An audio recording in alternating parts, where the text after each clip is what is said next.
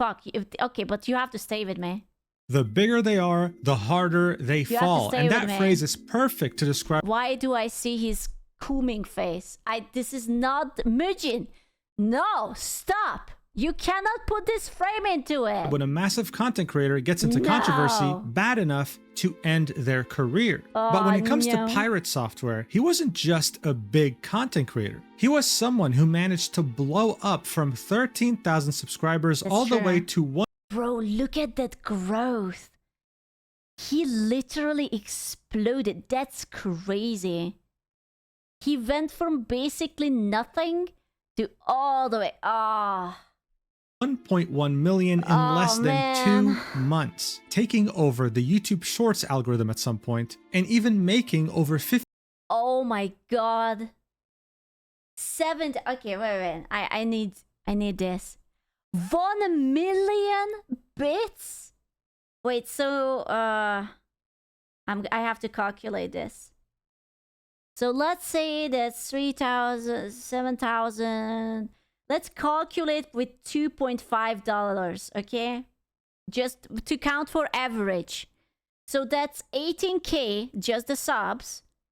Plus you have 1,825,6, because I think it's 100. So that's like roughly 35,000. Roughly, like let's say 40K, right? Like we can. It's like 35 to 40K, somewhere in between. Just for one hype train. Jesus Christ on a stick. Not including ads. $50,000 in one Twitch stream. However, he also... How? I can't humanly grasp it. How could he be so popular and now he's so hated? What happened? What? You don't understand. If he could have continued this, he could have become a millionaire. He was earning 30K during one stream. That's people work for that for an entire year. Also managed to lose all of that just as fast. His actions didn't just make him unlikable, but it exposed him, both as a brand and as a person, making people realize that they had subscribed to him over lies or exaggerations, and that he never showed his true self until now. You've no doubt somehow heard about this already. So many people are talking about him because it's that much of a crazy story, and so I thought of making a video. I love the hat. It was so cute. It was the magician hat. Fuck. Going back to the first ever incident and how it led us here today. So without further ado, let's do this. Do you guys see the mana jam? Where's the mana jam? This ain't the mana jam. Hello? Where's the mana jam? All right, so the first question to even ask here is, where the hell did PirateSoftware even come from? Well, he created his channel in 2016. And while his channel would grow over the years, it would do so in a very slow manner. Are those subscribers? Oh, okay. Damn. 13,000 subscribers after 7 years. Okay. But then, at the end of October 2023, he would take a decision that would change his life forever. And that would be uploading highlights of his Twitch streams as YouTube Shorts. These were such an incredible... God, I should start doing that too. I really have to start uploading shorts. I need an editor. Editors, please. I am going to put it up your bum for free. I need you. Work for me. It's not even hard to cut it. I just need someone who watches me. I just really need someone who watches me. I call you. You need a shorts channel? There is the clip channel. Success that for a while they took over the YouTube Shorts algorithm. I will give you free feed pics. Okay? And I will even pay you for it. How about that? Yeah. In fact, I wouldn't be surprised at all if a huge portion of you watching this video right now came across these shorts on your own time. The views speak. And unfortunately, you will have to be in constant contact with me and you will have to talk to me. And I will reply. I will not donor you. Yeah, that's... Yeah. Ew! Never mind. You whore. Speak for themselves, with tens of millions of people being exposed to his channel for the first time and liking it. But how did he... Oh my god, I'm just clocking it in because you guys are being gaping whores with your legs wide open. He had 20 million views on these. 21. Oh my god. Oh my god. No wonder he fucking blew up. Like, you wanna know? Like, I have a few shorts as well, right? Nothing too fancy. Where is it? View your channel. But like my most popular has like this much, right? 560k, 150. These are really good. They are really good. Like, don't get me wrong. I am actually shocked that some of my things are doing anything. But like 20 million? Yeah, the first thumbnail, you don't, it has a reason. Don't question it. It's very important. He managed to do that when so many others couldn't. Well, many different shorts actually share the same. You are all old. Oh, fuck me with a brick. Factors. All you have to do is just watch one to understand the appeal. This short right here, titled Social Engineering, has every single one of these factors combined. So let's take a look at it and then I'll explain. Watch. So when I worked at Blizzard, I had to do...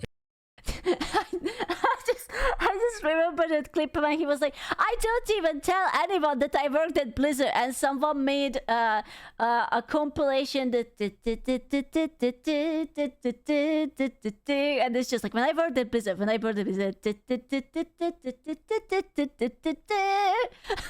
a social engineering task where I had to hit customer support and I had to get 50 questions answered. Yeah. And let me tell you, I got my questions answered. Okay. I shouldn't have. That was the problem. They're not supposed to answer those. And one of the things that I found that was really interesting is people that had been there for 1 year were really, really hard to trick. But people that had been there for 5 years were really easy to trick. What have we learned? We've learned that training is the issue. Everybody that actually worked at the company got training in their first year and then they never got training again. So they became complacent, exactly. The director of CS came and he said, I want the names. And I said, I'm not giving you the names. You're just going to fire those people. And he goes, I'm going to go to your boss. I was like, do it. My boss is like, you got the names? I was like, yeah. And he goes, you going to give them to him? I was like, no. And he goes, he's not going to give you the names, bud. And then I sat down and I was like, look, I'm not giving you the names because if I did, you'd fire all of these people that are your best employees, the ones that have been here the longest. And in 4 years, you will have... Not gonna lie, it is very hard to watch the clips without feeling the ego now.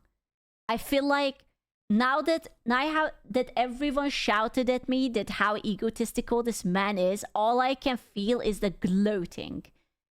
It could have been like a very wholesome story like half a year ago, but now all I see is that you are just flexing. Had the exact same problem with the people that are newbies right now. The issue is not the employees, it's your training regimen. I sat down with him, we created a new 6-month training regimen. And guess what? I went back about a year later, did the same thing. All those people passed with flying colors. Oh, it's actually painful to listen to it. Oh. Yeah, listen, I'm not doubting. I'm sure he did a good work. It's just... Ooh. Not a single one of them answered my questions. Yeah. And it was like, you know, the end of Evangelion when everyone is like standing around Shinji and they are clapping. Everyone was just like, yes. Yes. The world is over, apocalypse, but good job. Yeah, congratulations. Just, everyone started clapping. Yep. Well, there you have it. The deep voice, with the confidence and eloquence in his speech, as well as the whiteboard he was drawing on at the bottom that was meant to soothe any attention span issues Gen Z might have, was the perfect combination. Additionally, this story made him out to be a genius, but not just any genius, a noble genius who saved 8 employees from losing their jobs by standing up to the evil boss. And where did that boss work? At some unknown company? No, he worked at the grand, prestigious video game company, Blizzard Entertainment. Yes, that's right, this guy right here, talking in such an amazing, eloquent tone, worked at Blizzard Entertainment. And that's something he would make sure to mention any chance he got. When I worked at Blizzard, I did that for Blizzard. Blizzard, 7 years, yeah. Blizzard. I used to work at Blizzard Entertainment. Anyway, we'll get back to that later in the video. But for now, all you have to... No, I wanted a longer compilation. It needed to be like 5 minutes. Oh, God. Understand is that these shorts were extremely effective. PirateSoftware had gone from 13,000 subscribers to 1 million before the year even ended. That's 2 months, going from 13,000 to 1.1 million. And over time, his shorts have racked up almost 2... Oh, damn. Look at that. That's like 90%, no, more than 90, like 96% of his views. Holy shit. 2.3 billion views. Oh, that's a crazy. massive, astounding achievement in such a short... It's like $2. Okay, unironically, if you ever want to start a YouTube channel and you think shorts are going to bring you money, they will not bring you money. Not... Bro. I can look up how much my short made, the big one, the 500,000 something. Yeah, no. It's, do you want to know? Do you want to know how much the 562,000 views short made? It's $60. 60. I mean, I guess you can almost buy a Nintendo game with that. Yeah, that's for 500,000 views. Yeah, no need to brag. Yeah, I'm just saying. I'm just saying. Yeah, so you can kind of like calculate off of that how much the 2.3 billion would be. 500,000, not million, 500,000. Short amount of time. But yeah, I also used to work at Blizzard, so yeah, sorry.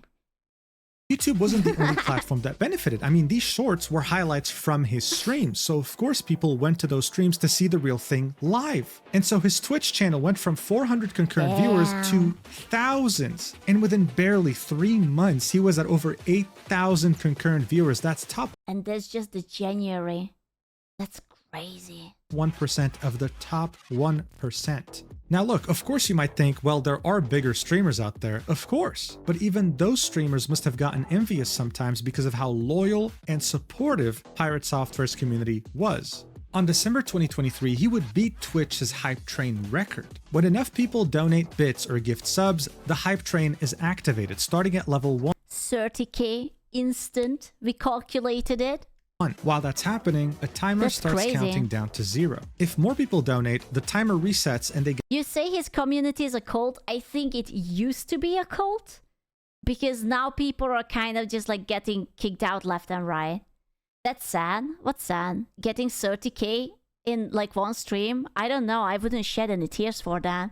I think I would be very happy for that. Get to level 2. PirateSoftware's community had gotten him to level 55, and they discovered together that level 55 was actually the cap. No one had ever reached a hype train level this high on the entire platform. He had gotten over 7,000 subs and 1.8 million bits. If you don't know what this means, he had essentially made $50,000 in one stream.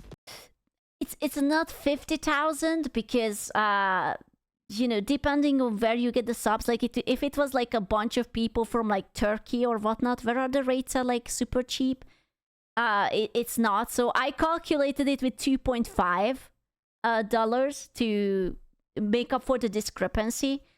But yeah, it's still at least 30 to 40,000. This guy's community was so unstoppable that it made everyone else be aware of his existence. So much so that he actually was able to get nominated to the Streamer Awards in... He won at the Streamer Awards? Ah, now I'm jealous. In December of 2023, he was barely getting viral, but this is just how influential he was in such a short span of time. But what I want you to understand here is that the Streamer Awards actually have way bigger streamers than PirateSoftware in other category nominations. For example, like XQC or Kai Cenat. These streamers would of course send their own communities to go vote for them on the website, and they did so with no issues. But when PirateSoftware sent his community to vote for him, they crashed the fucking website. Damn. No other content creator had even come... Dude, the humble bragging. We are sorry for the traffic spike. Everything I show them instantly dies. It's a curse. Oh my... Oh, I'm going to turn off of the fucking chair. The fucking humble brag. Oh, I'm sorry. It's just, you know, my community is so big. And they're just there's so many people that... Everything I touch, they just like break it because there's just way too many people. I can't handle it. Ah. Close to crashing the website. So it goes without saying that he won the best software. Oh my god, he won against Vedal? I need a rematch. He won against Vedal. Boo! Who is Doug? I actually don't know the person. Code Miko? I can't believe that Neurosama didn't win. If there is going to be this year, Neurosama will absolutely win. I don't know Doug. I didn't hear about him. That he won the Best Software and Game Development Streamer Award in 2023. He wasn't just absolutely killing it, the guy was speedrunning being a content creator, getting to 1 million subs, getting hundreds of thousands of followers on Twitch, winning streamer awards, and beating records when it came to donations on Twitch.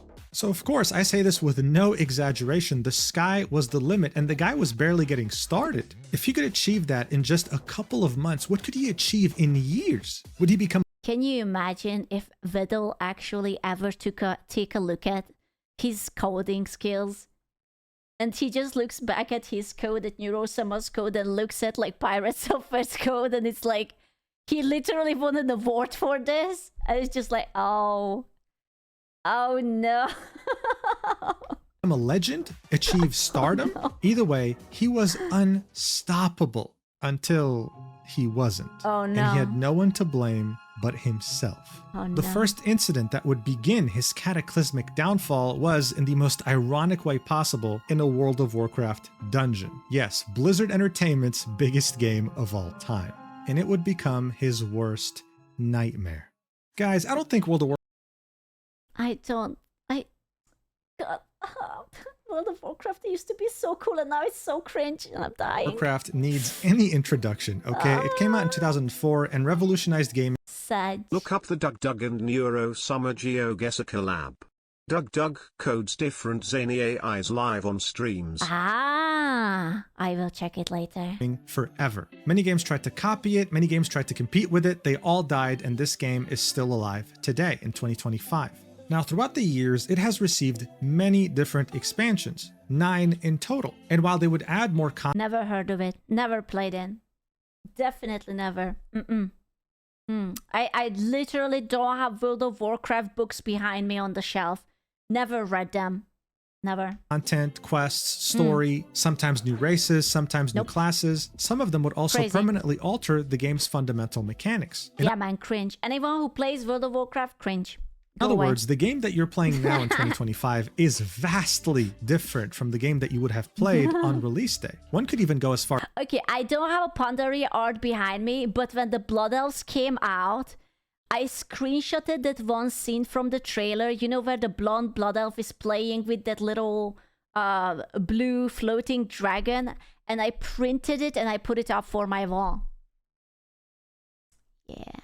Are saying that they're completely different games at this point. Yeah, the one of them. Seeing that so many people's most meaningful gaming experience while they were growing up was World of Warcraft, a lot of them yearned for nostalgia. A lot of them wanted to relive those days when all they had to do was worry about mechanics from 10 or even 15 years ago. This would result in the rise of WoW private servers. Unofficial servers ran by fans in which they would use old versions of the game. At some point, Blizzard would start taking down some of the most popular private servers and would cause community outrage, with many asking Blizzard directly, well, why... I still remember when they had like that BlizzCon and they were like, you think you do, but you don't. Then that was like that, oh, will you bring back Classic? No, you don't want it. Meanwhile, Classic pulled in so many fucking people. That was actually insane. Are you going to take them down, seeing that there's demand for them if you're not going to make one of your own? And so they took their sweet time, but eventually, in the year 2019, they would launch World of Warcraft Classic, bringing back World of Warcraft exactly how it was back during patch 1.12.1.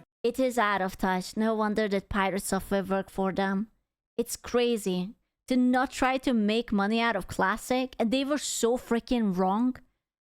Unironically, you know what I want? I want Classic all the way to Wrath of the Lich King and then stop. Everything after Wrath of the Lich King is not Classic for me anymore. That's like the beginning of the end with like modern World of Warcraft. That's all I want.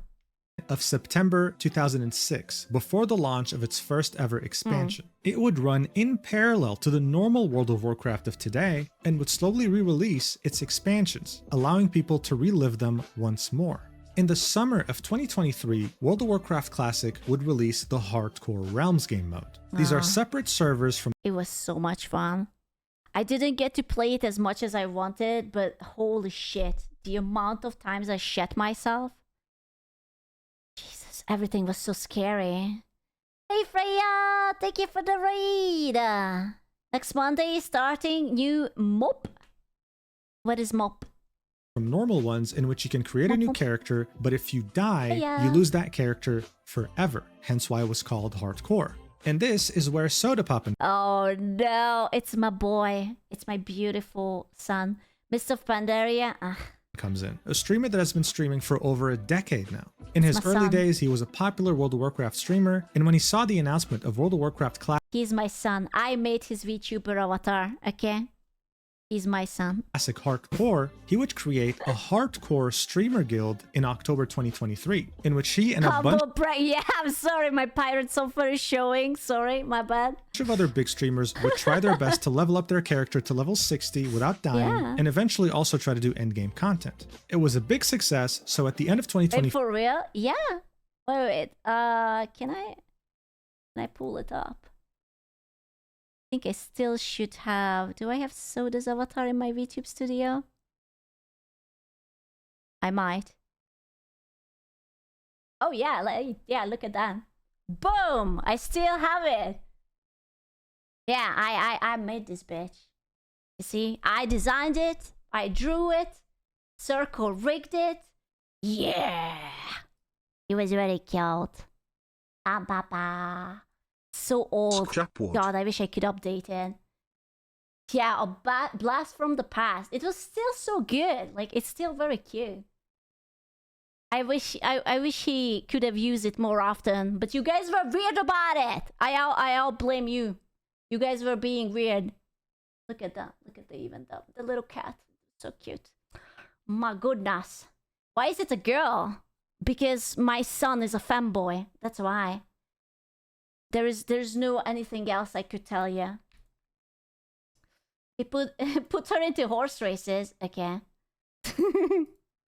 Why not? Before he decided to launch season... It's true. Soda gets packed by way every night. I know. I was there. 2. This time, better and bigger than ever before. The amount of streamers that participated in this Season 2 was insane. There are streamers here who had never even played World of Warcraft, that were huge in games that they played. Some were League of Legends pros, some were Counter-Strike pros. I mean, the list went on. It was an astounding amount of people. And of course, one of the many, many big streamers... Of course he was there. That was the beginning of the end. Do you think that if he could get like isekai'd back to the moment before World of Warcraft and this OnlyFangs thing started, do you think he would do it again? Do you think he would join again and like in that very moment like try to run in and like turn it into that he's a hero? Nah, he's too prideful. No, I think he would try it. That had joined OnlyFangs. Yeah, he would remember the Mana Jam. And he would save everyone, and everyone would sing his praises. Was none other than PirateSoftware. Seeing that he had built such a massive influence over the year of 2024, adding him to the guild was seen as a net positive. It was seen as a good thing. Until one day, it wasn't. The maximum level you could reach in World of Warcraft Classic Hardcore was level 60. And getting there, just by itself, is already an ordeal that lasts dozens of hours and sees you try your best to not die. Now, Dire Maul is a dungeon that you can only access if you're level 58 at the minimum, and its appeal is the amount of great gear that it drops. Dungeons are typically ran by 5 people, so PirateSoftware and 4 other streamers decided to take this on in order to get better gear. Now, wait, the incident was in hardcore? Yeah, that's why it was such a Monka thing, because his entire team wiped, right? So everyone died, and that week's worth of leveling all freaking disappeared. Usually, when you're in a dungeon or a raid, there's always a team leader, someone who calls the shots. It's a very stressful role, especially in a raid when you're managing a couple dozen people. And hey, Suika! The PirateSoftware? You mean the first generation Blizzard dev? He barely talks about it. Yeah, that's true. Yeah. He's very, very humble. He never mentions it. God bless his heart. It's even crazier in hardcore World of Warcraft because whatever you decide might affect the accounts of the people playing. One wrong move and they lose dozens of hours of progress, and it's all on you. I'm saying this because I want you to bear in mind that Pirates... Oh my god, the dog! The dog from his game! Now I cannot unsee the dog from his game. Oh. Software is not the group leader here. But as silly as this sounds, the beginning of Pirate Software's downfall was because of this dungeon and what you're about to see here. The YouTuber Dev, otherwise known as Short Fat Otaku, great name by the way, combined the perspectives of everyone who was streaming in the dungeon minus one person. One of them was Pirate Software on the top right. As you're watching this, you're going to hear the team leader... Do you think he is actually short and fat and he's into anime? Or is it false advertisement? Say run. In World of Warcraft dungeons or raids, this means retreat, but help each other retreat. Not every man for himself. Don't care about your teammates. You're meant to stick around, try your best to outmaneuver the enemies while making sure your teammates also make it out with you. But as you might guess, that's not what happened here at all. Watch. Oh, it's everyone's POV together. Oh, I actually have never seen it, all of it. I saw him running away and then giving shit to people who criticized him. God damn it. Oh, let's go. Just run. Guitar, you dummy? Alright, so he said run. Okay. The team tries their best to make sure that they all get out together. Massives. No. Look at Pirate Software. Also, are you fine? Any grenades, anything? Heal him. Yeah, just heal me. Just come back a little bit. What's on me? Sitting bear form. Snuppy, just run. I can help a lot. Yeah. Yeah, he's already in Spain, having a vacation, drinking some sangrias. He's just like, bye. Can we get a bye, pirate? Bye. Pirate, why are you walking, bro? What are you talking about? Why am I walking? This Look is at my mana. savage, but come on, man. Kill the... So his teammate told him, Pirate, why are you walking, bro? This is salvageable. Come on, man. He doesn't care. He keeps running all by himself. Just kill the mastiffs. Innovate. Innovate the healer. Kill the mastiffs. We got this. In a sense of... War something? Do you see my mana? What am I supposed to do for you? Just kill the mastiffs. Wait, I actually want to see his mana. Where is his mana? I mean, he still has like 700 if I see it. Where's the gem? I need to see the mana gem. There's one shot. Okay, we more on the way. More on the way. The mastiffs can be ice novas. that fucking shield for absolutely no reason at all. Just in case. Shield. Why not? Now we're gonna wait. Sarah? Oh. Okay, get out. Run. Evocation's on cooldown, man. Do you think he really pressed the shield just so he can waste his mana, just so he can prove it that he cannot do anything? Did he really?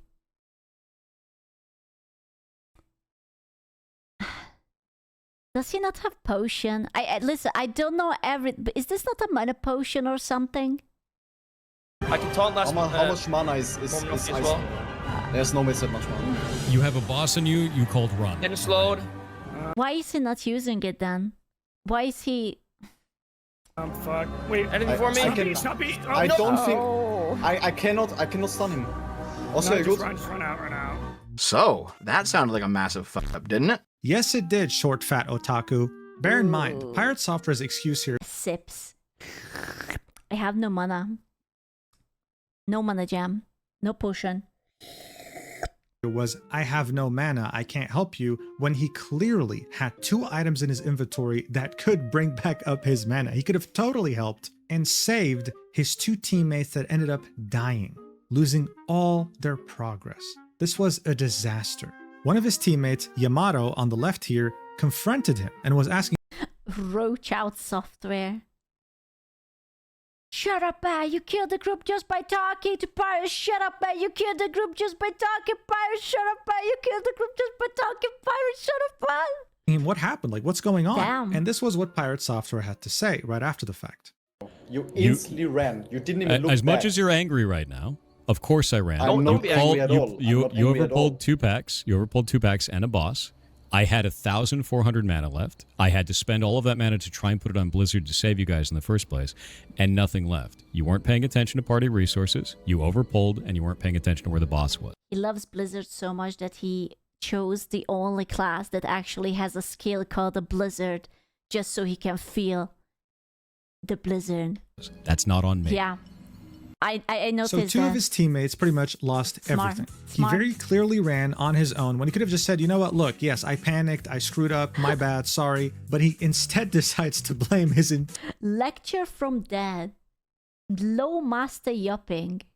Oh my god. Dude, they were giving him so much shit immediately. Holy shit. Entire team except for himself. It was your guys' fault for pulling in the enemies. It was your guys' fault for calling run in the middle of a fight. It was your guys' fault for this and that. This was very weird behavior. I mean, this is just a game, and he was acting like if he apologized, he would be committing a cardinal sin or something. It made his teammates very uncomfortable to the point where the guild leader had to step in. Now, Sodapoppin was initially the guild leader, but then, unexpectedly, he dueled Tyler 1, who had leveled up to level 60 and became a very important member of the guild in a fight that would determine who the new guild master would be. What no one was expecting, though, was that Tyler 1 would beat Sodapoppin, becoming the guild master. Seeing that this was becoming a big guild issue, he had to step in and brought both Yamato and PirateSoftware into a call. Bro, Soda dodged a fucking bullet with this. It's like, yeah, sorry, Tyler. This is yours now. Oh, I can't say anything. Oh, no. In order to squash the beef once and for all. The result? A catastrophe. Watch. Oh, what do you want, man? Let me say it again. He already said his piece. Pirate. Go on. Oh, Yeah, dear I God. want to speak to him because I didn't speak to him correctly. I said it again. We all did mistakes, bro. Like I didn't say, we are just blaming you. It's about the zero accountability is what makes us so mad. There's no zero You see the accountability, point? dude. Everyone can do something better. you- But when you open up and No, you yell you- over another no, person listen, like you can were I doing earlier- speak? Nah, I'm good. Can I speak? Nah, I'm good. You- Leaves. See ya. I'm not doing that shit again with him. Nah, he did it the first time. I'm not doing it a second one. Not interested. That's rude. I mean, this is so weird. Yamato was being as mature as possible here, saying, listen, this was all our fault. We're not blaming you. We just want you to admit, just like we've admitted, that we all screwed up, and he couldn't even say that. Leaving the call like an immature, disrespectful baby as Yamato was talking. This not only rubbed his dungeon teammates the wrong way, it Yeah, not gonna lie. Like, if you see this in real life, him doing it, it was kind of a dick thing to do, not going to lie. rubbed the entire OnlyFangs So guild as well as the egotistical. viewers the wrong way.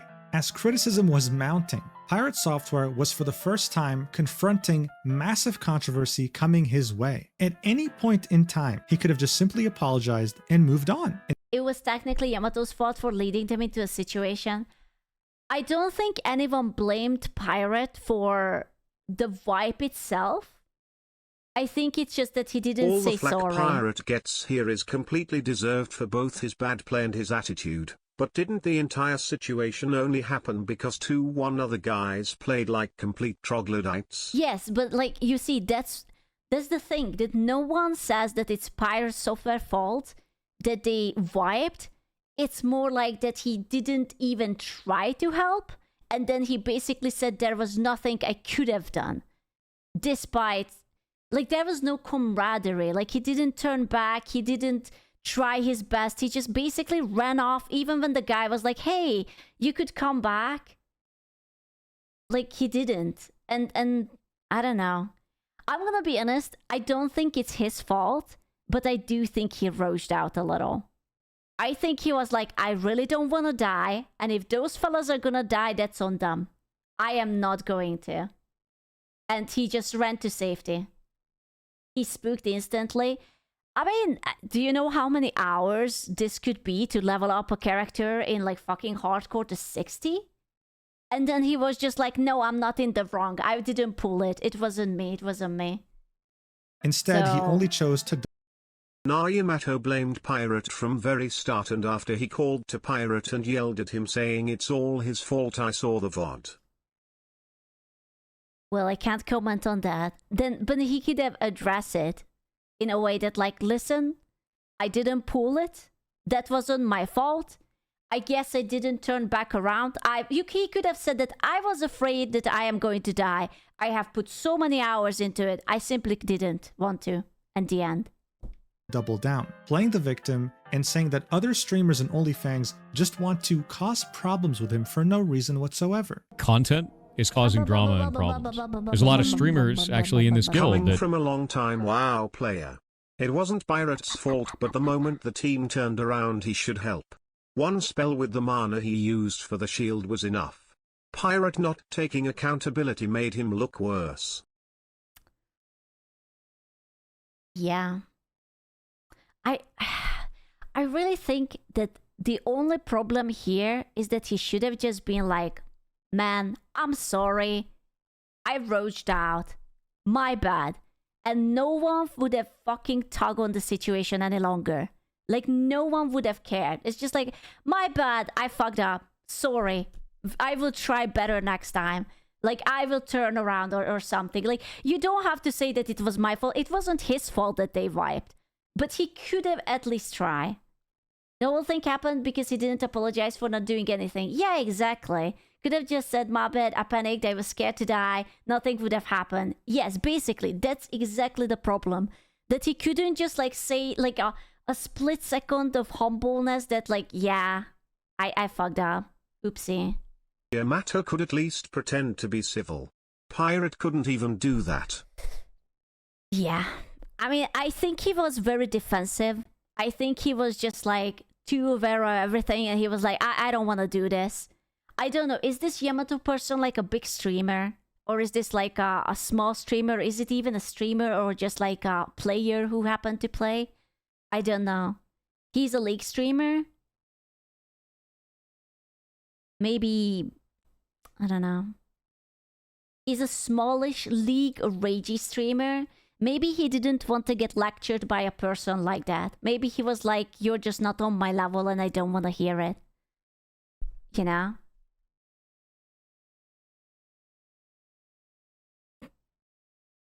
Fake apologies. Good for him not to apologize just to make himself look good.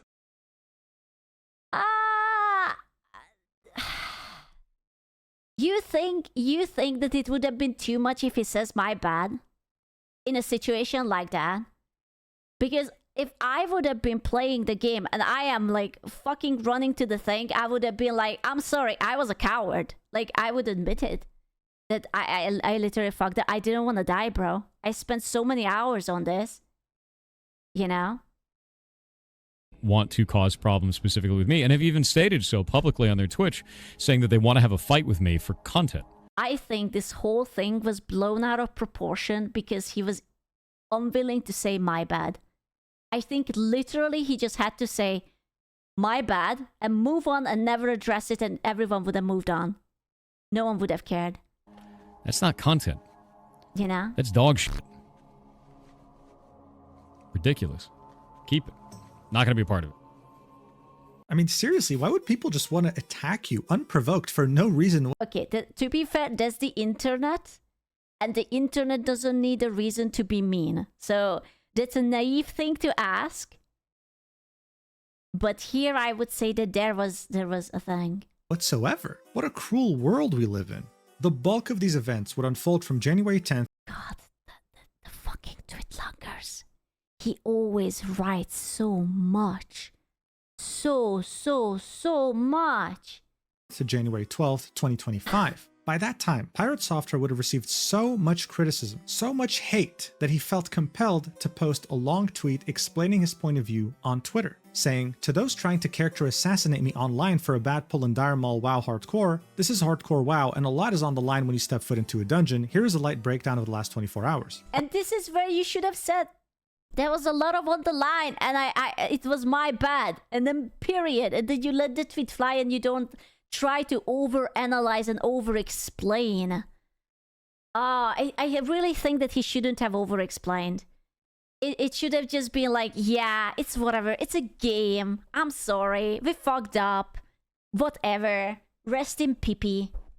Our party went the wrong way and overpulled multiple packs with the boss. The shot caller made the call to run, then went back on that call. During the run out, another pack was pulled as we had opted to skip it previously, which is never a good thing. Communication. If only he could write as much for Hard Brown. Well, that's the problem with his code, that he is yapping even in the coding now. That's why it's too long. Was completely broken throughout this, and it was our second time failing the dungeon. Everyone played poorly, and 2 people ultimately lost their characters for it. Each person in this group made mistakes, including myself. I have never once said I was perfect in my play, nor that I was a god gamer. I'm just an ex-Blizzard employee that has played Remember, lads, he never talks about being employed by Blizzard. Oh no! I was like, okay, that was a good line. He had my attention all the way up till he said that, remember, I'm just an ex-Blizzard employee. Not a good gamer. I just worked for them, so I basically know everything. Mage for a long time. To pin that on a single person is absurd at best, and if you're calling for death and cancellation over it, you're too invested in this content in a very unhealthy way. If you're a creator engaging this kind of remember and stay frosty behavior, then eventually your content wave will end, but the relationships you've sullied will be permanent. Hope it was worth it for you. To those Am I being delusional? Or that part where he says that I'm just an ex-Blizzard employee that has played Mage for a long time. Is that bragging, or am I being delulu? Because it feels like that he says that I never said that I was perfect or a god gamer, but I do know a lot of shit about it. Yeah, he just had to sprinkle a little bit that, listen, I am not a god, but I know what I'm talking about. Eventually, your content wave will end, but the relationships you've sullied will be permanent. Hope it was worth it for you. To those trying to defend me, don't worry about it. This too shall pass. Do not attack anyone else on my behalf. I've always hated that kind of behavior. I have no intention of stopping making things or not doing stuff as I have already been. Those who are banned will stay so. I've never liked that kind of knee-jerk reaction behavior in our community before, and I will not be changing that now. For those that don't understand why they will stay banned, we had a 10-hour-long hate raid over it live on Twitch. We had to ban nearly 4,000 accounts across all platforms, and our not gonna lie, that must have sucked. Like getting a 10-hour hate raid. Bro has never played Mage. We had this hand-caped guy in our raid who only had one arm. He played better than Pirate. I don't know. I can't comment on that because I didn't know how well he played, but he clearly, it's very obvious that he just didn't want to lose his character. I don't think there's anything wrong with that. He was like, okay, they called for the run. Okay, he ran, and then he just didn't turn back. Our moderators received death threats regularly throughout it all. People called for me to be killed both in-game and out-of-game. They tried to get me banned from Twitch, the guild, and WoW. They tried to make disparaging comments about our ferret rescue or that we somehow hurt animals. They tried to spread rumors saying I was convicted of felonies and many other things. The internet hate machine will not defeat me or the community that supports me. See you in WoW Hardcore tomorrow. So this was posted on January 13th, 2025. And while he did admit that everyone in the group made mistakes, including himself, it truly didn't. He's exaggerating hard. You know, I am thinking about that too, because I remember when he said that he had to step down from the game company because the games he was working with was getting bad review bombed. And I watched a video where the guy went through all the games and there was not a singular negative review relating to PirateSoftware's behavior. And he was like, oh no, I have to save the company. So take everything with a sprinkle of salt. Didn't feel genuine. It seemed like it was absolutely impossible for him to just say, I'm sorry, I misplayed. He just couldn't do it. Someone pointed that out, saying, where's the I messed up? And PirateSoftware said, apparently you have no idea how to read. Hope this helps. Do you remember when early in the stream I said that I have a pet peeve with the hope this helps? I literally said it like the first hour of the stream, that it's like pretentious not sex when they are just like, I hope it helps. Oh my god. Highlighting the paragraph in which he said each person in this group made mistakes, including myself. Again, it was worded in a disingenuous way. He just, I hope this helps. I hate it.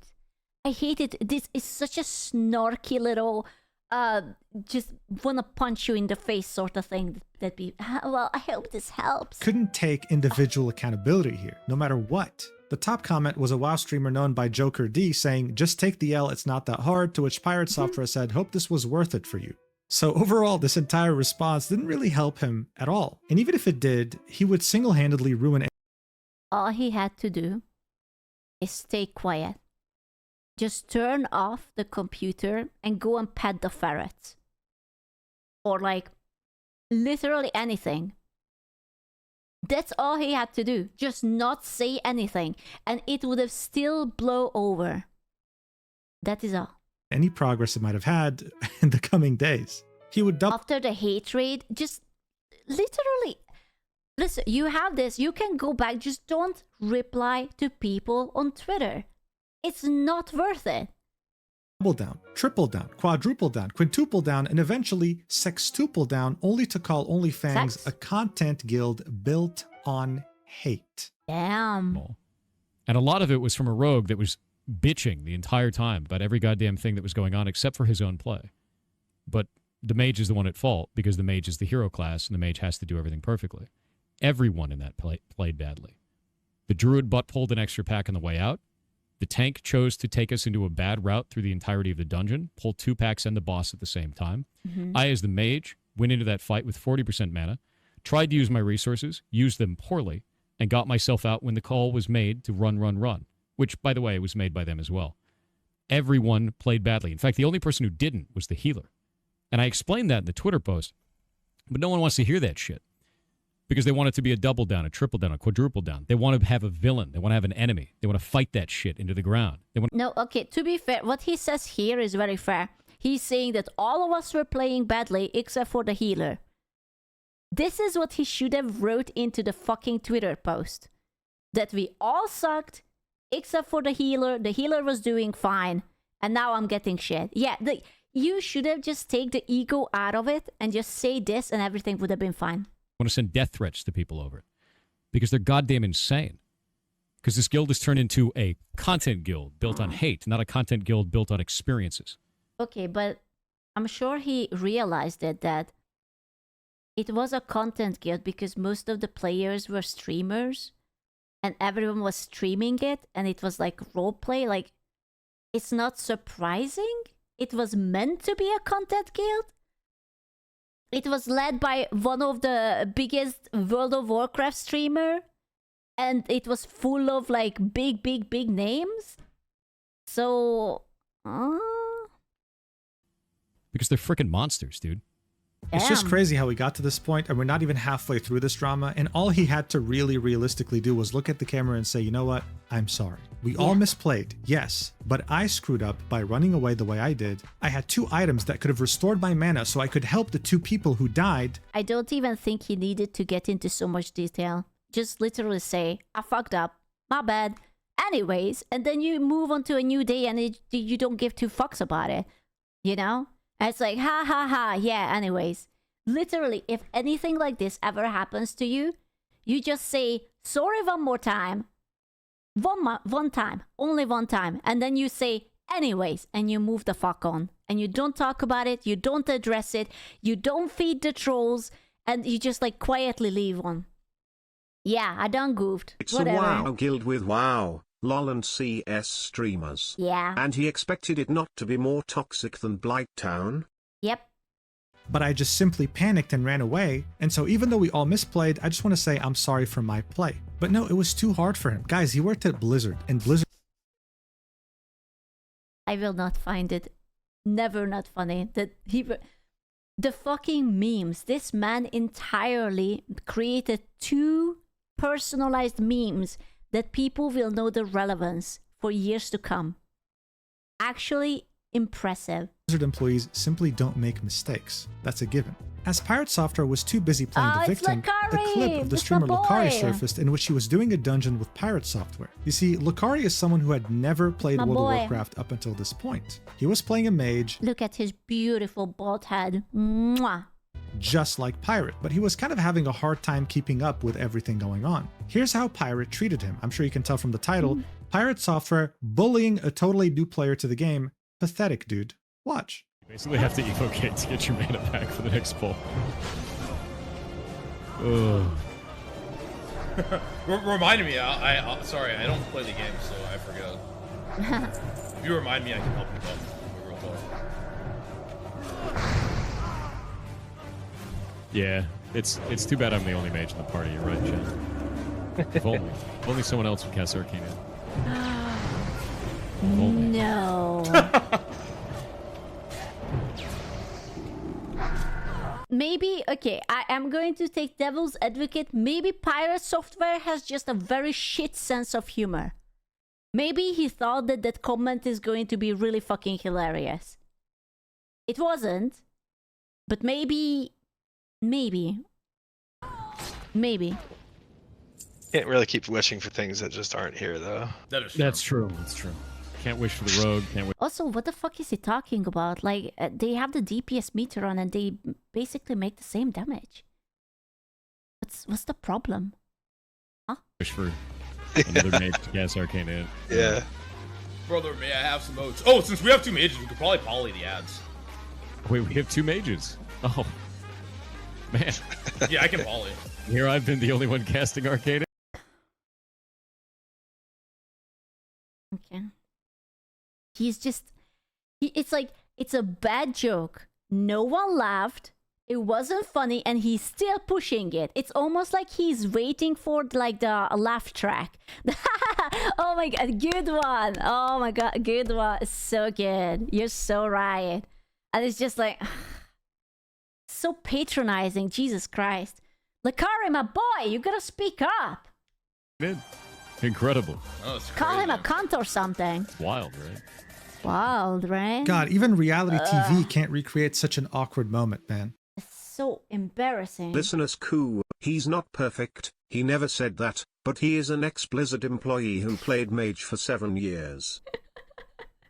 He's too nice for that. Unironically, he's way too nice for that. If it would have been me. Oh my god, I would have just. Oh, don't. I am. The thing is with me that I talk too easily and too fast, and I would have been just turn around and call him a cunt. Okay, man. Now I feel so bad because I joined OnlyFangs too. I just didn't have time to keep up with the grind. If I would have known, I could have gone match. Just ruining the whole vibe. Yeah. Like I went later on to say he hates pirate. I wouldn't be surprised. Like, he just acts like such an elitist little... I don't want to talk badly of someone who I don't really know. But based off of this, it's just... yeah, he's like a little bitch, you know? I'm sorry. It's too bad I'm the only mage in the party. You're right, Jen. Hey man, I'm new to the... A 37-year-old mean girl? Yes, basically. He's a bully. That's what he is. game, so if you want me to help with Arcane, just let me know, remind me. Yeah, it's too bad I'm the only mage in the game, right chat? Oh, we have 2 mages. Oh, I didn't know that. All that in the face of a new player who was being nothing but nice, honestly. And yet Pirates... And I want to point out, really, that the DPS meter shows that both of them did basically the same amount. Software had the gall to complain about being bullied by other content creators when he was literally doing that to someone as innocent as Lolcow. The culmination of all this would force Sodapoppin to take the decision of kicking PirateSoftware from OnlyFangs, pinging everyone in the OnlyFangs Discord and saying this: yes, I made a decision to kick Pirate. I felt a large majority of people in the guild felt uncomfortable playing or being around him and all that drama that surrounded him at this point. Even though some people may have not felt that way, a lot did. And after seeing some clips today from him quadrupling down, or I don't know what number we're on at this point, I think I'm making the right decision, but still I feel bad. Try to just let this whole thing... I like Soda because he's always so nonchalant. He's like, I don't give a fuck. I don't want drama. Okay, we have to go and we have to do the dungeons. So hasta la vista.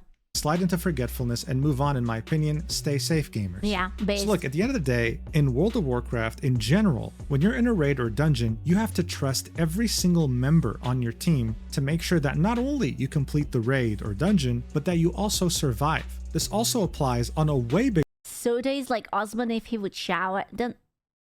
No. Soda is my beautiful twink son, okay? Please do not compare. No. Please no. Bigger scale in World of Warcraft Classic Hardcore. Because one bad teammate can cost you the account that you've put dozens or even hundreds of hours in. And people just couldn't trust someone who couldn't take any accountability like PirateSoftware. As soon as things would have gone wrong, he would have probably just ran for his life and said he had no mana again. And not many people really felt sorry for him because at the end... Well done, OnlyFangs! this is all you. Today, he was the embodiment of this meme. True. No one was forcing him to sextuple down. No one was forcing him to bully a new player. The only person who was shooting themselves in the foot with a shotgun was none other than PirateSoftware. At this point, Jason Thor Hall, otherwise... Oh no. I have worked at Blizzard. Potion. Mana Gem, everything. Oh god, the fucking face. I am roaching. Here's what you need to know. I have no mana. I wasted it all on purpose. What do you want me to do? I worked at Blizzard. True. True. True. Is known as PirateSoftware, was slowly but surely becoming a lolcow, but he had no idea. But that was normal, because fundamentally speaking, a lolcow is never aware that they're a lolcow. Look, there are a lot of definitions of what a lolcow is, but if I had to sum it up, well, it would be very simple. It's someone who simply embodies the worst of the worst when it comes to human traits, but they would be constantly convinced that they are the perfect human being, never able to admit fault, and never willing to... I'm gonna admit, dirty secret, I had no idea what it stands for. Even when they know that they're in the wrong. This by itself becomes very entertaining, and there are many examples. Learning today. This is an educational stream, gentlemen. They come in all shapes, sizes, and even colors. And the mage who ran out of mana was about to join their ranks imminently. All he had to do to avoid this fate was just fucking apologize, man. But he just couldn't. In fact, what he ended up doing was maybe one of the cringiest things in this entire video. I genuinely can't believe that someone in his 30s said this, but I mean, watch this yourself. You'll know what I mean. I didn't get this deep. Stop feeding into it. All of the accounts that are messaging me are getting reported. There's a funny fact about this. I worked at Blizzard for 7 years. There's a... Please. Please, please, stop, stop. Think about the children. No, there ain't no way, but 7 years. Oh my god. There is...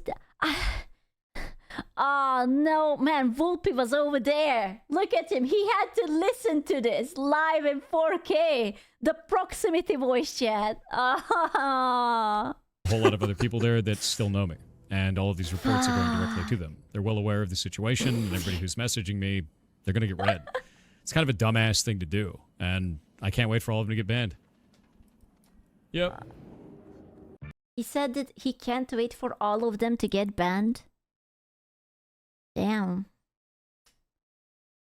XOXO, kisses and hugs. Yeah, so all you guys whispering me right now with these threats, well... Wait. So where did he worked? I don't know, like Walmart or shit. I don't know. Maybe he will tell us one more time. I didn't pay attention. Guess what? My dad works at Nintendo, and I'm going to tell him personally about every single one of you. So good job. See you later. It's like, bro, if they're sending you death threats, you really just have to report them in game, and I'm sure something will happen. You don't have to actually bother your Blizzard alumni. This clip was on January 14th. And guys, I swear to you, I am constantly impressed by how ironic life can be. I don't think we live in a simulation, but sometimes I do get the feeling because some things are just so perfect in comedic timing, you'd think that there was someone writing a script. One day after this clip came out, PirateSoftware was streaming the game Ashes of Creation during its second alpha. This is an MMORPG similar... Wait, when was this? When was this? Wait. In January? Ain't no way this was in January. This was it. It wasn't like in May or late spring? Oh my god. I thought this was like around like March or May or some shit. Oh my god. Oh my god. And we are already in July. Lads, Mariah Carey is coming. I heard her defrost. She's coming. Oh fuck. Software was streaming the game Ashes of Creation during its second alpha. This is an MMORPG similar to World of Warcraft, and it also has raids as well as dungeons. During a raid, PirateSoftware... I wish he would have just gone back to programming his fucking game instead of dabbling into another game. Or play like a single player. Something fun, something uplifting, a little bit different, spice it up. Would wipe the entire... Play Nekopara, uncensored, and just like tell everyone that you worked at Blizzard. Entire team. You would kill everyone single-handedly by pulling in the wrong unit. Yeah. What would be his first reaction? Well, watch for yourself. Oh no. Sabu is not paying attention. Oh no. He pulled in the enemy. Sabu. Okay. And he died. God damn it, guys. Oh, no. Who pulled the ocular? Okay. So one of you pulled the ocular. Why? Hey, but he got 25 gifted, so...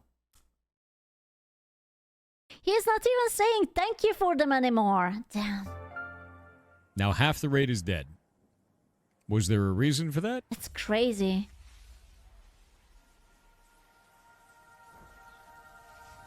Shakes head. Guys. Shakes head. Everyone else sucks except for me. Thank God that I'm a god gamer. So disappointed in you lads. So disappointed. SMH my head. Swear, it is so funny knowing that he was the one who He worked at Blizzard, I can tell. pulled the ocular. This is also another thing with lolcows. They are unintentionally hilarious. PirateSoftware here was genuinely pissed, okay? He genuinely was livid. But knowing that he was the one who caused the wipe is so fucking funny. It showed people that World of Warcraft wasn't an isolated case. He was doing this in Ashes of Creation and would very easily do this a third time somewhere. And basically, all of this would have been avoided if he just stays quiet. Rather, you know, if he would have rather spent his time to thank those gift subs that he just got, it would have been fine. It's like, yeah, he died, who cares, whatever. Thank you for the 20 gifted anyways. Ah, shucks. So anyways, yeah, just literally, if he pays a split-second attention to his stream, it would have been fine. God damn it. Or else, it was him. He was the issue here. And his lack of accountability was astounding. Crazy. But you know what else is astounding? His ability to... Yeah, he literally could have just milked it. Can we get another 100 for the dead character? And he would have gotten multiple times 100 and maybe get like a hype train running. And it's just like, yeah, meme it off. You know what's the worst thing? I feel like this guy cannot make a joke out of a bad situation. Like, he always becomes 100% defensive and serious. He cannot meme himself out of it. Like, oh no, oh Mamana Jeb. If it would have been me, I would have literally bring up like fucking memes they made out of it just to say how much I don't fucking care about it. It's like, yeah, oh shucks, I should have used the Mana Jam. Yeah, not enough goof juice. It's so sad. I think it's so sad when you take life so seriously that you cannot make a joke at your own expense. I don't mean it like to be self-deprecating and go into like playing the victim, but just like meme it off. Who cares? It's a game. Whatever, you died. Keep digging himself in deeper holes. During this whole fiasco, Joker D would talk about PirateSoftware and would call him out. I honestly fuck PirateSoftware. Like, straight up, bro, this dude is a complete fraud. At least in the WoW space, I don't care if he worked for fucking Blizzard. The guy probably made fucking coffee for some day. But did you know that he worked for Blizzard for 7 years? You cannot just... He what? It's just... We are like half an hour and he what? Oh my god! He did... Ah! No! Fuck! Ain't no way. Yeah, I don't believe it either. Jesus Christ! Oh my god. Devs, I don't even believe for a second. I am very tempted to pause the video and knock on my neighbor's door just to tell them that PirateSoftware worked for Blizzard. I'm sure they would appreciate it at 11 p.m. It's just like, hey, I'm so sorry to trouble you, but did you know that PirateSoftware worked for Blizzard for 7 years? And they're like, who the fuck are you? It's like, no, it's okay, bye, good night. So out of all the streamers in OnlyFangs, Joker D probably went the hardest on PirateSoftware. He took segments of this rant and uploaded it as a YouTube video. That YouTube video would then be removed due to a violation of community guidelines, and the person who striked it cited the reason as being harassment and cyberbullying. One could only guess who took this video down. I mean, okay, who could it have been?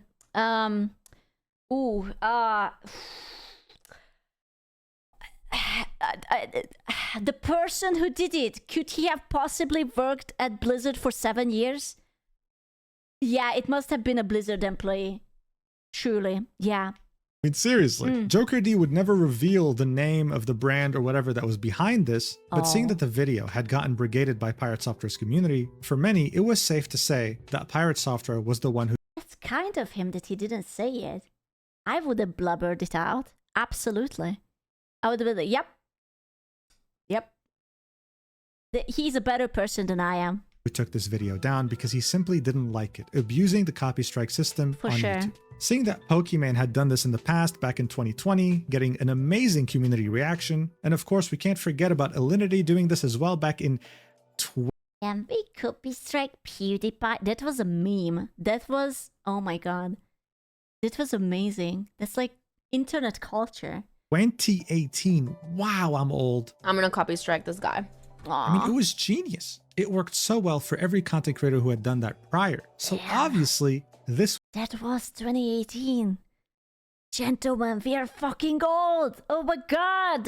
Was the play. Congratulations. You know, it's so fascinating to me how the internet works sometimes. Someone could mind their own business for months, for years, for decades. But as soon as they do something that makes them so incredibly unlikable, the internet starts seeing a big red target on your back and they strike. PirateSoftware had a talent. I kind of like the banana suit though. It really feels like his natural habitat. Yeah. Good image. It is kind of cute though. I like the gift. Of building up a huge loyal community in just the span of a couple of months. When January 2025 came by though, I need a banana suit. Is this like something that can be purchased? I wish to become a banana. He proved to us that he had another talent, building up a massive community of very loyal haters. These incidents that we just talked about had ensured that. This is when those very same haters would start banana suit with fishnet ties. Yes. Scrutinizing every single aspect of PirateSoftware, both as a brand and as a person, only to eventually dismantle this massive empire that he had built. Now look, just to be clear, PirateSoftware has always had haters, dating all the way back to September 2024, and there were earlier instances too. This is normal. When you get famous, when you take over the algorithm the way he did, some people will naturally get fatigued from you. I mean, you might not believe this, but even someone like Queso has haters, purely because he's a massive content creator, no pun intended. That's illegal. You go straight to jail. You're not allowed to hate on Queso. I'm sorry. Some of these early haters of PirateSoftware would start making videos talking about his past. About how, for example, he wasn't the game developer he was making himself out to be, especially with his Blizzard experience. About how he used to go by the name of Maldevious Victory. A furry who lives in... Oh no, his persona is a ferret! Oh no! Oh no, no, no, no, no. No, no, no, no, no, no, no, no. Oh no! Oh no! Oh no! Oh no! Oh no! Oh no! He roleplayed with Skew on Second Life. I never played Second Life. What the fuck? I am not a furry. Fuck off. Maldevious Victory and was a well-renowned furry in Second Life and EVE Online. But those videos would never get enough traction to actually matter. As you can see this video right here with the title of PirateSoftware, the streamer who faked his game dev career. I fear for those ferrets.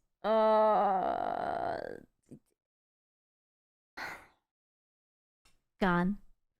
What an unfortunate turn of events. Had reached almost 100,000 views. From the like and dislike ratio, we can see how PirateSoftware had somehow, either directly or indirectly, sent his community to brigade this video, and just like Joker D's video, it was taken down by abusing the copy strike system and inciting harassment and cyberbullying. So essentially, if you were an early hater of PirateSoftware, if you had something to say, well, chances are no one heard you. This is how for a long time he was able to sweep all the hate, feedback, and criticism under the rug. Except this time, after all the events that we just saw unfold, he had way too many eyes examining his every move, and he couldn't just sweep criticism under the rug anymore. I feel like when you're a streamer, and it happens to me too, you sort of forget that the number you see, the viewership, that those are actual people.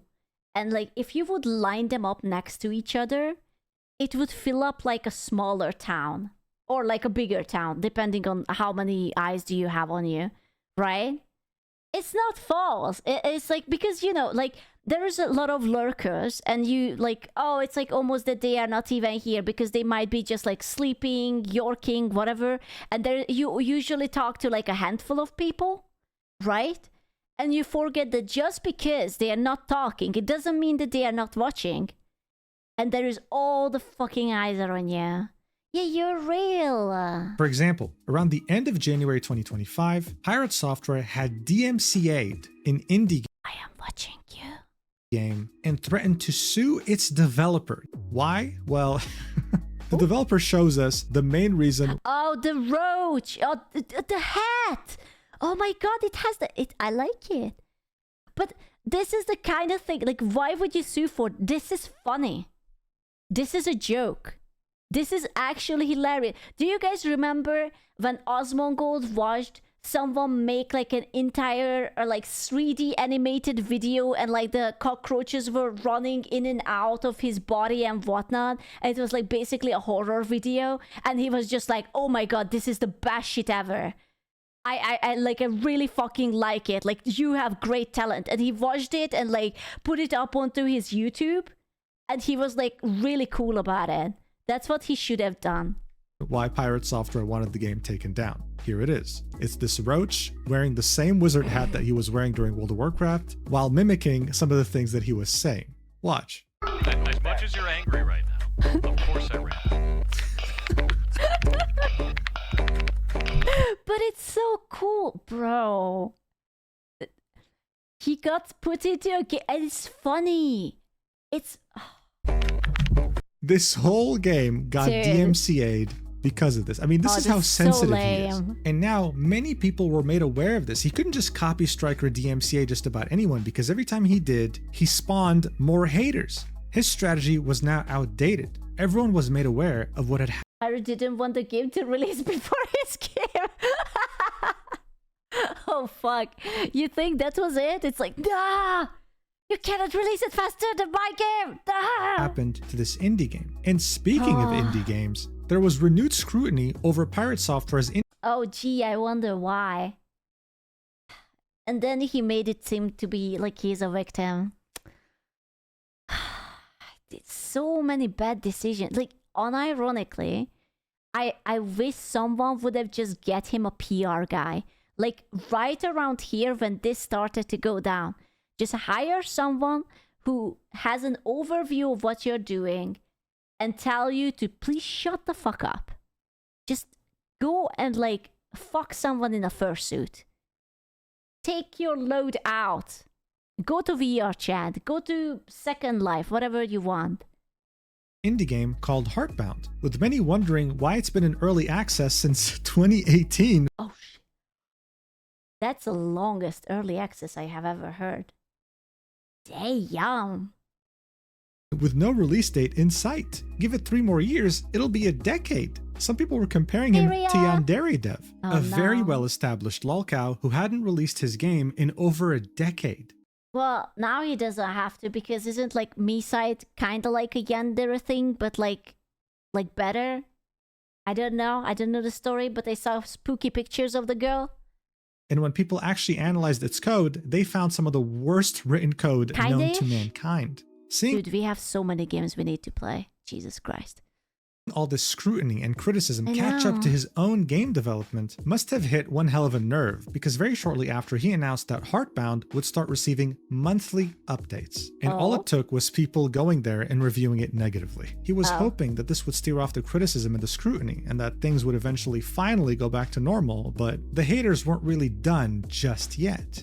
People were putting into question his entire identity, the fact that he worked at Blizzard for 7 years, but worked what exactly? As well as him claiming that he was one hell of a hacker who had gone to the yearly hacking conference, DEF CON. Damn. Dude, saying that you're a hacker is such a cringe thing to say. Like, you don't just say that, oh yeah, I'm a hacker. I'm kind of cool. Not to be like that, but you know, I could end you just like that. Like tucka tucka tucka, I'm in. I am basically Neo from the Matrix. Such a Fortune thing to say, bro. I don't even think Fortune would say that. Like, even they are more self-aware than this. And won some pretty important events there with the help of his team that he never mentioned, of course. Always taking credit for this by himself. I mean, at some point, he was invited to a podcast called Dropped Aw, he was streaming with Carnage. Frames. This was a clip from it, and here's the title. PirateSoftware on how he became a hacker for the government. These were the stories that he was telling people. Watch this. You're a hacker. Like, that's where you, like, kind of started. Actual hacker. An actual hacker. Like, Yes. not like I'm a hacker. No, you're an actual hacker. You've won. Like an actual hacker. Yeah. My last job was hacking power plants for the federal government. I worked for the United States Department of Energy.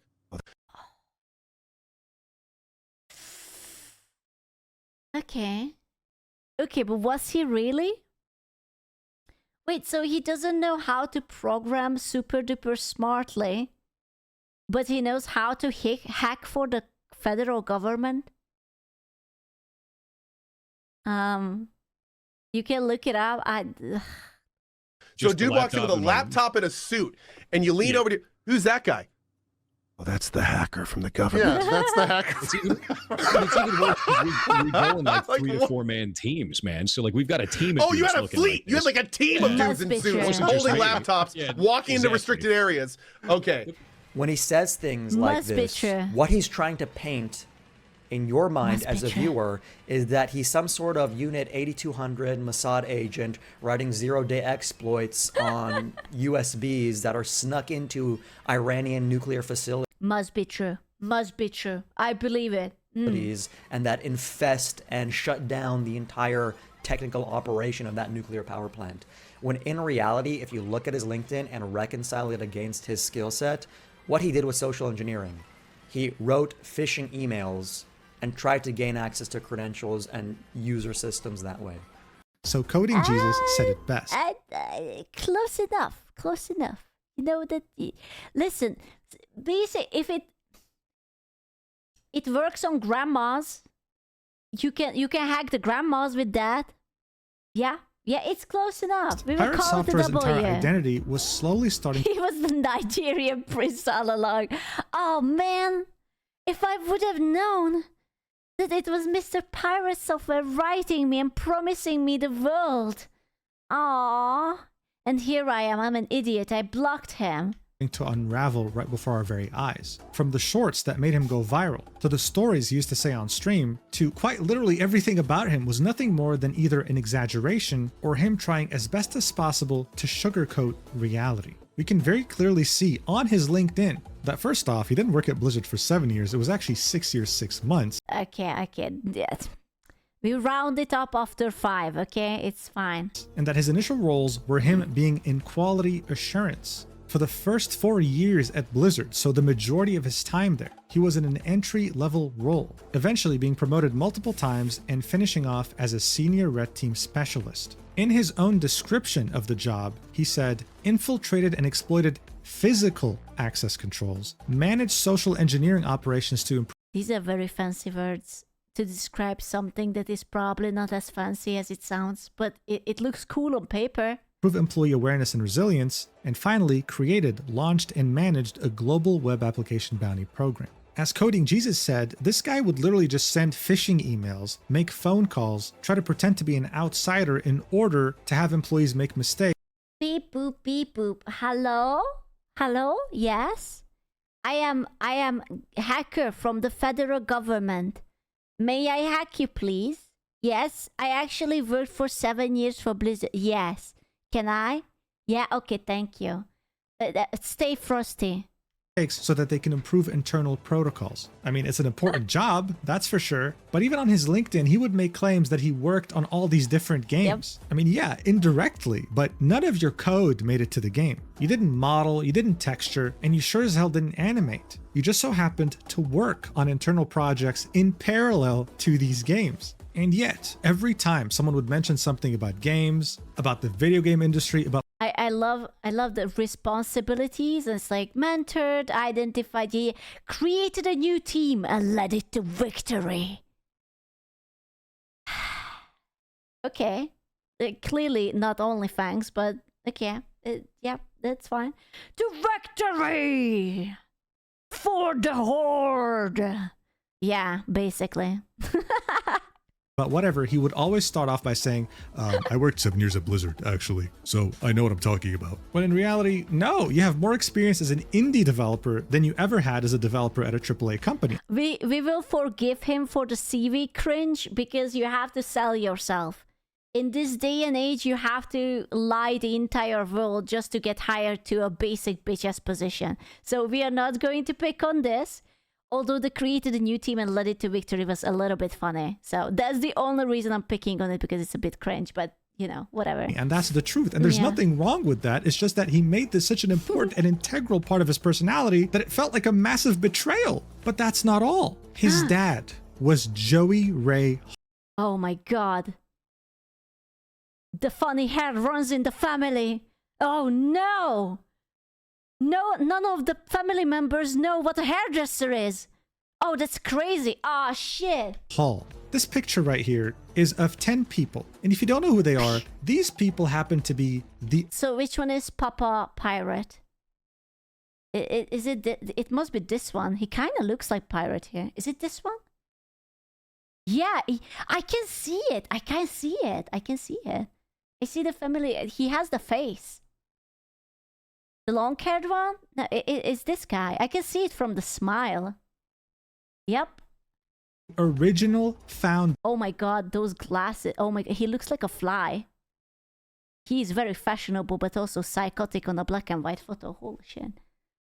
Of Blizzard Entertainment. Yes, these guys are legends in every sense of the word, and the guy in the middle is none other than Jason Thorhall's father. He later became the director of cinematics at Blizzard, which is probably the only thing that Blizzard has been consistently... Oh my God.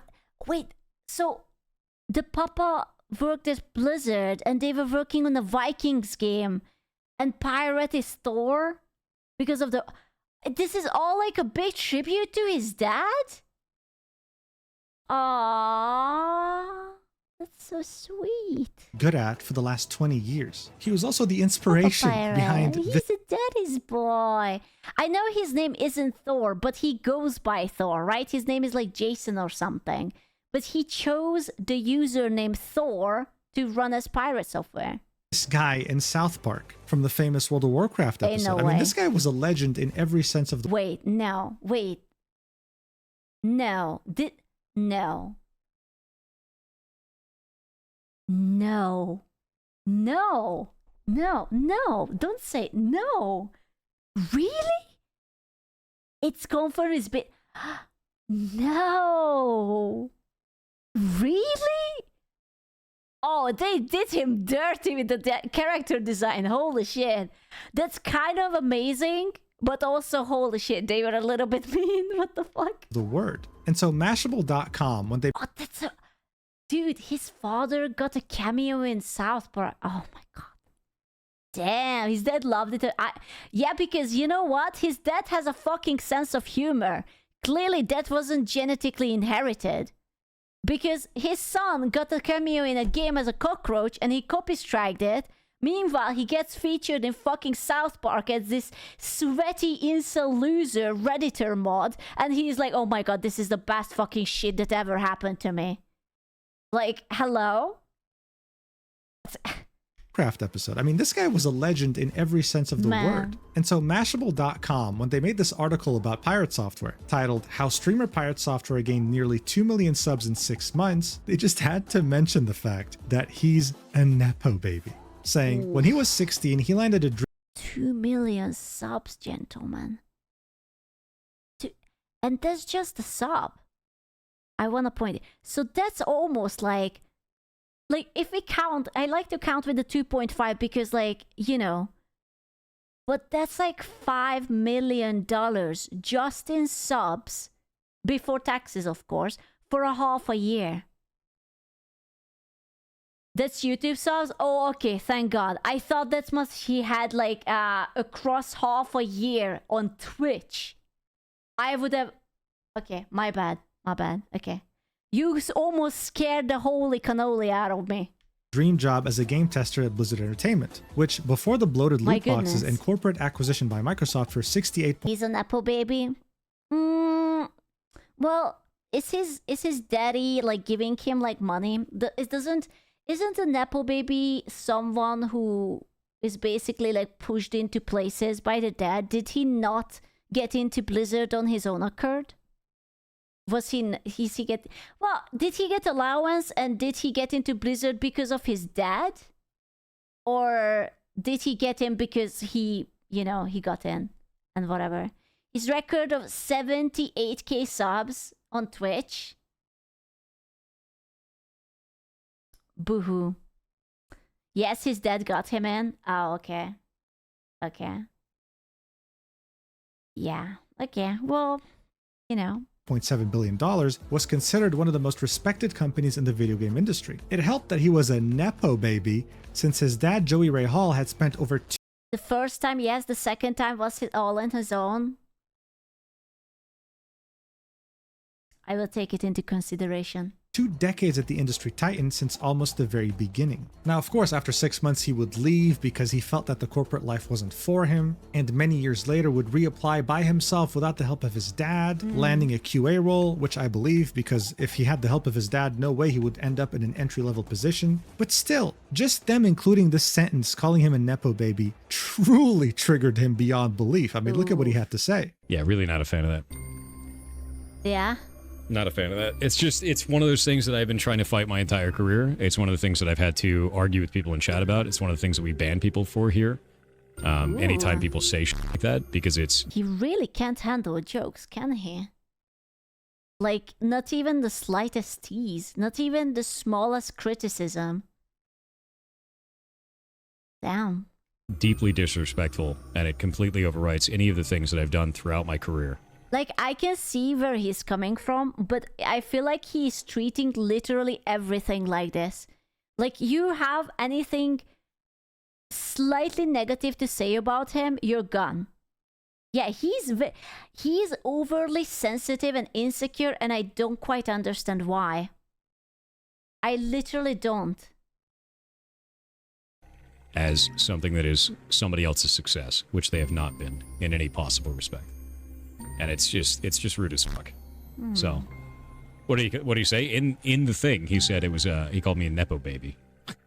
In his article. No, that's dog shit behavior. Really gross.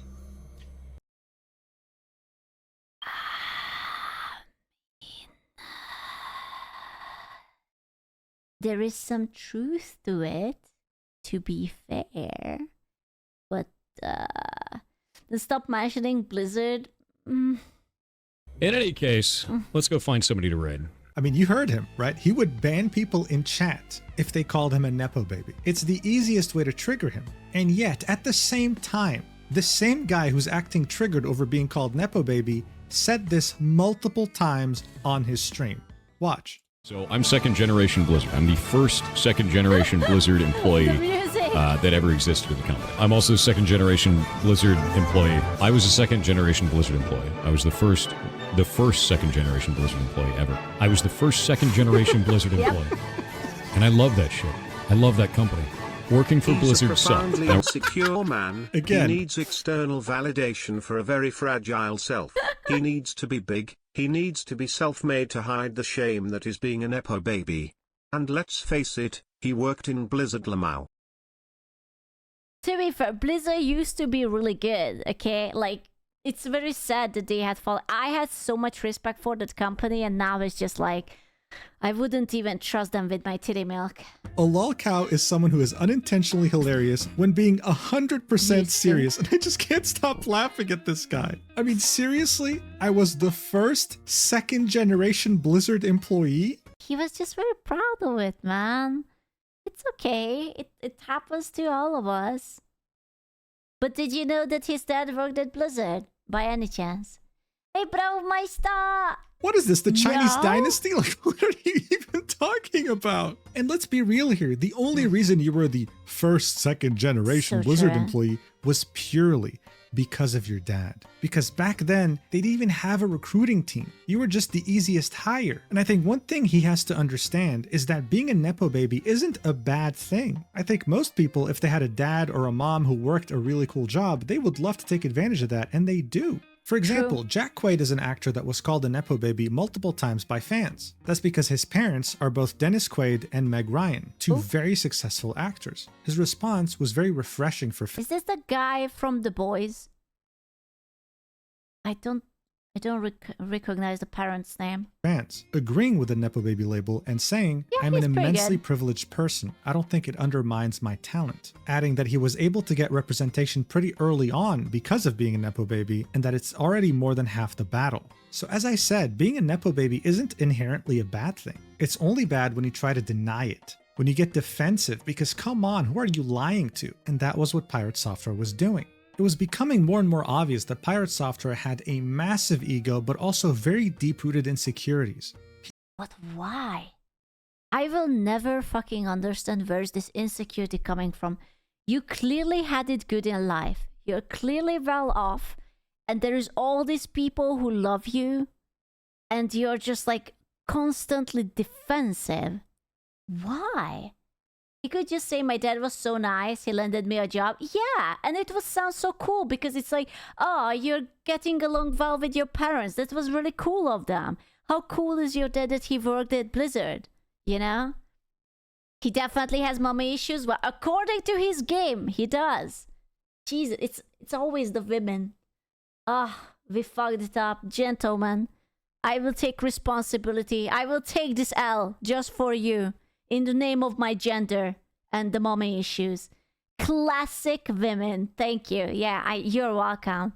Yeah. He wanted to appear like a genius no matter what. And according to him, geniuses never apologize. Geniuses never admit fault. But they also never make mistakes and always, no matter what, figure things out on stream. This is something that became painfully obvious when he would play some pretty hard puzzle games and would figure out some of the hardest things all by himself miraculously after looking at his phone, playing it off like it was some genius eureka moment. Outer Wilds is a critically acclaimed. You know, I keep thinking about that conversation in the game. You know, when we watched a video before this about the game, when the mother says that he's lazy and he's going to become like you. I wonder that's how actually the mother felt, and maybe that's why he's insecure. Like, no matter what he did, it was never good enough for the mother. And that's why the mommy issues, and that's why he's still so insecure, and no one can say anything negative because he takes it so much to the heart. Acclaimed, story-rich space exploration game that just so happens to have some pretty complex puzzles. PirateSoftware would play this game on stream, and he would proceed to solve these puzzles all by himself, miraculously, and more specifically, after looking at his phone. Oh no, did he cheat on puzzles? Oh no, did he fake it? In the VOD of his gameplay, around 8 hours and 7 minutes, he gets stuck in an area and he needs to get out somehow. This is one of the many puzzles in this game. Now he would struggle to find the solution, deliberate with his chat, talk a bunch, and then at around the 8:20 mark, he would pull out his phone right here and continue talking to chat. This goes on for 2 minutes. That's such a loser thing to do when you're on fucking cam. You could have just be like, oh, listen, I have to take a piss break. Okay, and you Google it up, and you come back, and then you fiddle for 10 minutes, and then you miraculously figure it out. Oh no, dude, how could you not come up with like something? Yeah, if you're cheating, at least do it in a clever way. In which he deliberates while very clearly looking at... I wish we could have just zoom in on the reflection of his glasses, like NCIS style, and just like look at it, what he's looking at. It's like locking in, enhance, exactly, and he's just like, aha, dun dun dun. At his phone. And then eventually, at around the 8-hour, 22-minute mark, he would get a eureka moment. Maybe it's not with the scanner. Oh no. So I am a very bad liar. Okay? And whenever I have to lie, and I don't like lying because I'm a very bad liar. I overact. And he does the same thing. He actually overacts. That, oh, maybe it's not that. Maybe it was the other thing. I totally wasn't looking at my phone for 10 fucking minutes to figure this out. Dude, the sudden grab at the under the glasses. He does the bathroom strat too. I respect the bathroom strat. Okay, that's very extra. Dude, is it really that bad to admit that you failed? Like, do you guys remember how long I was fucking stuck in Portal? When it was like over midnight and I was just staring at it, it's like, I don't understand. And you guys are like, go to the left, other left school. And we were just like fucking dying. It's alright to admit that you can't figure out something. It's perfectly fine. Yeah, it takes too much for a Blizzard employee. Yeah, you're not a genius though. Okay, that's true. That I didn't work at Blizzard. Neither my father worked at Blizzard. I don't have the Blizzard DNA. Okay? I was just... Yeah. Maybe there's a different way. Maybe it's not the scanner at all. Maybe it's the time. Maybe the fact that we were able to destroy the surface like that was the point. Maybe. Oh. Oh, no. It's so bad. It's so obvious. It's so... Oh no. Is that... He's thinking. He's totally onto something. God, I wish I could read his chat. I am so sad that they didn't include the chat on this. Wait a minute. Wait a minute. Wait a minute. I have an idea. Okay.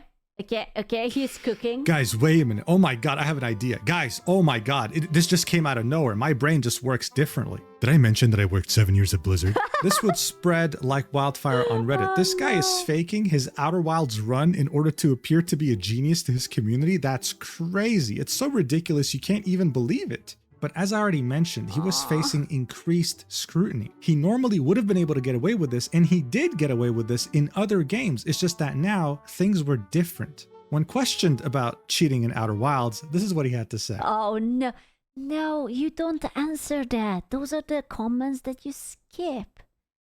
You don't talk about it. Don't say, just stay quiet.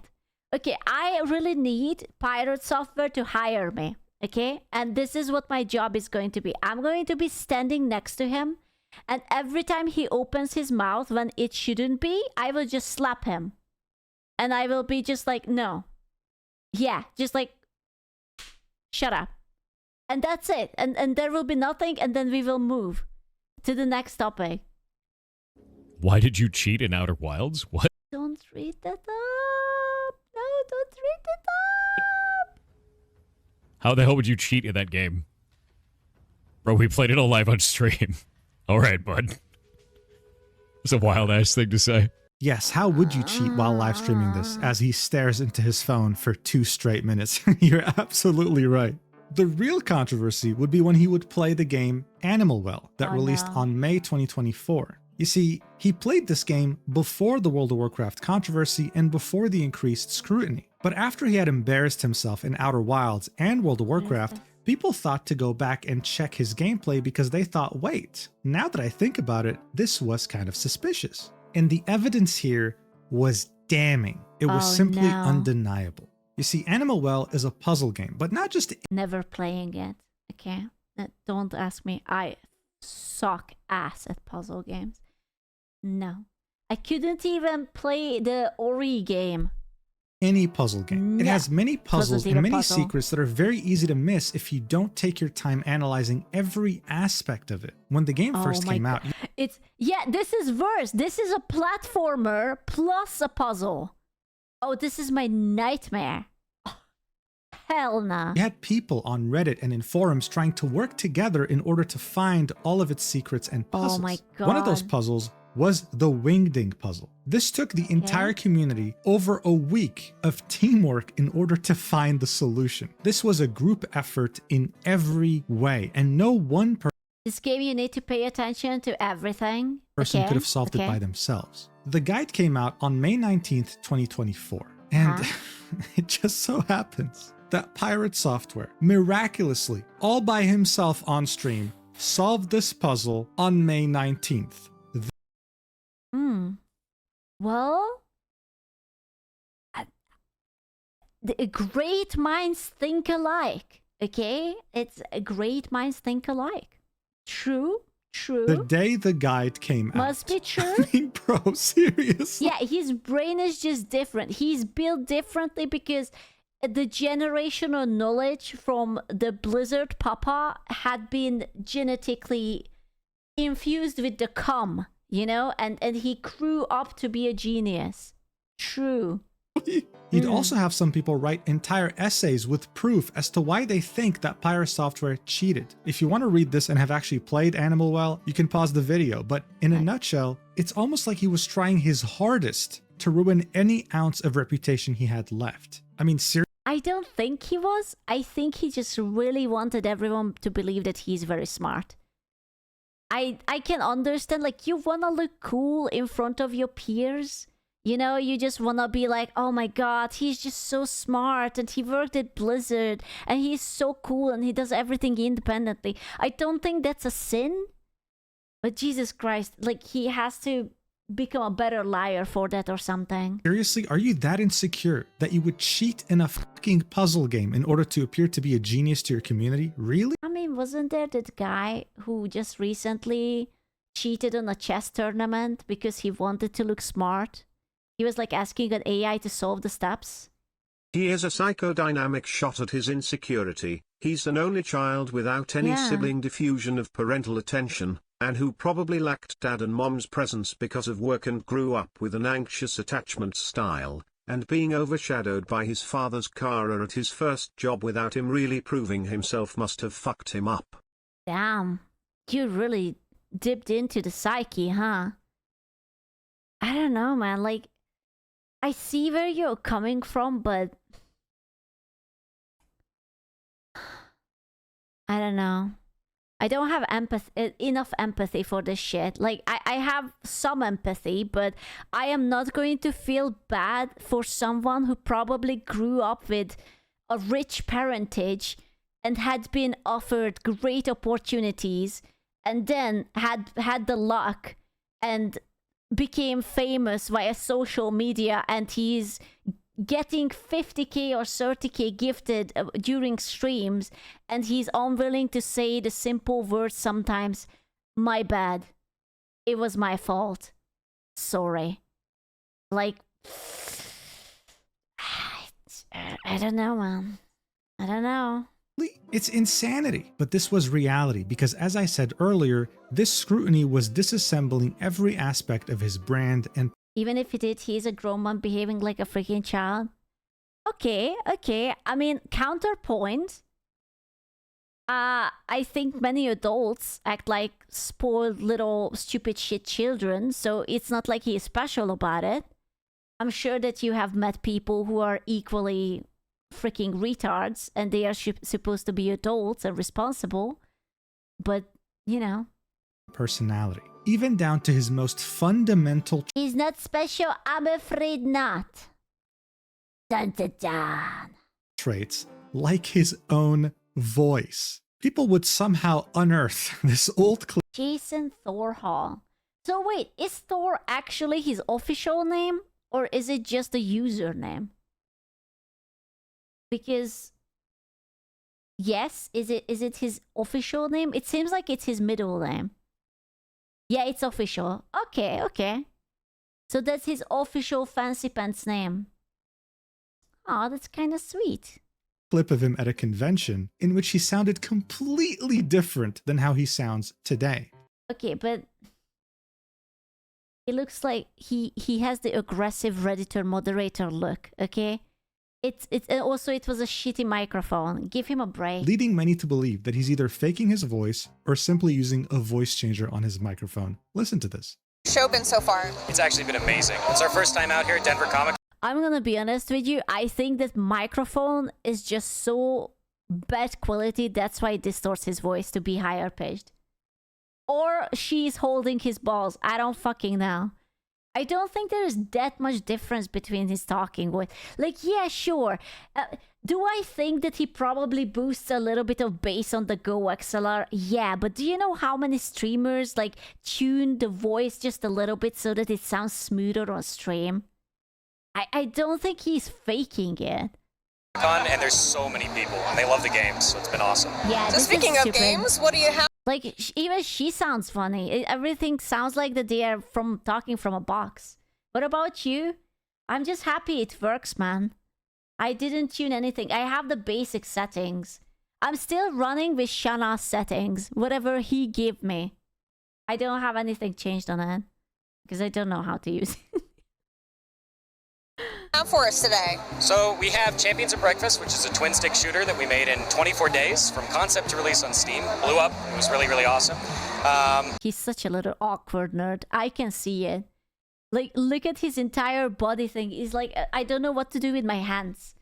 God gifted me these hands. Do I put it in a pocket? Do I just wave? What do I do? Where do I go? It never makes sense to me why people focus on the voice when his shit programming speaks for itself. Thank you, Java! I think that's just like, you know, they're trying to pick on anything and everything.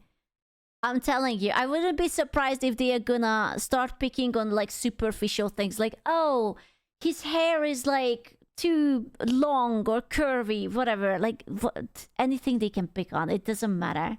And that game is pretty difficult, so if you're into really hard arcade games, that's the kind of thing for you. You know what though? To be fair, he sounds like such a pleasant person here. This is someone I can see myself being friends with. Aww. Look, people want to theorize and say that he has a voice changer or is faking his voice. I think he was just killed by an evil clone. I think that's a better explanation. This of course wouldn't be the only clip where you'd hear him have a different voice, like this one for example. I'm gonna have to peel my hot dog. Now, okay, now this is a better video. Because here, the microphone is actually pretty good, but he's... Okay, hear me out. I'm going to put a twist on it. What if it's not that he's deepening his voice, but since he's a furry and he's into role-playing, and those sometimes lead into fanboy category, what if he's cutesifying his voice? What if the deep is the OG and this is the furry cutesy teehee woo? Is it a bulgy wolgy, or are you just happy to see me while he's peeling a banana? I have to peel it. Okay. Every good hot dog needs to be peeled.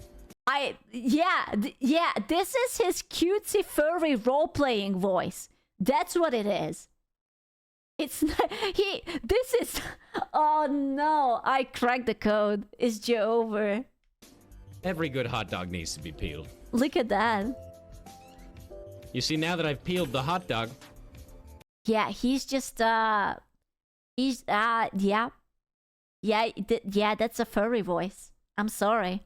They got this the wrong way around. It's ready to eat. Look, a hot dog is That's about right. to be eaten by It's ready to eat. Okay, look, if you're not convinced yet, here's a more recent... I can't fucking believe she cracked it. That's it. Wait a fucking minute, Monkor. You cannot convince me otherwise. I am 90% sure that he is deeper and this is the cutesy-fied furry voice. Oh my god, I'm so proud of myself. Clip of him playing Animal Well. This was around a year ago, back in 2024. Look. I don't know what that gives me though. I don't know what is that supposed to do? I'm telling you, he knows how to do this voice because he has been role-playing with people. He can change, of course. But you get it in the reverse. It's not auto-tune, my love. He just knows how to speak in a higher pitch because for role-playing, you have to be cute. That's what it is. He's deep originally. Oh, man. How am I gonna fit that shit in there? Oh, god damn it. Okay, that was just a microphone crack. Like, that's how my mic started up like 2 days ago. To some people, this was his voice changer glitching. To others, this was him mistakenly getting too comfortable with his real voice. No, I saw the video where he was at like the stream awards or whatnot, and his voice is deep. Like, I think this is stupid. I really think that no one actually thought about it, that it's in reversed. That he can do a high-pitched voice because he's a furry, and he had been ERPing and just being boji and ovu with the others. But he's actually having a deep voice. What does PirateSoftware have to say about this? Yeah. Well, apparently, according to his doctor, his voice went through a second puberty in his 30s. That's right. Wait, that's a thing? How many guys do you have? Second puberty? What? For everyone mentioning a second puberty, no. first of all, that's not a real medical term. It is and for second, him. the changes that people call second puberty only occur in women. What? The fuck? Oh yeah, I forgot. My voice is very deep as well. Thank you for noticing.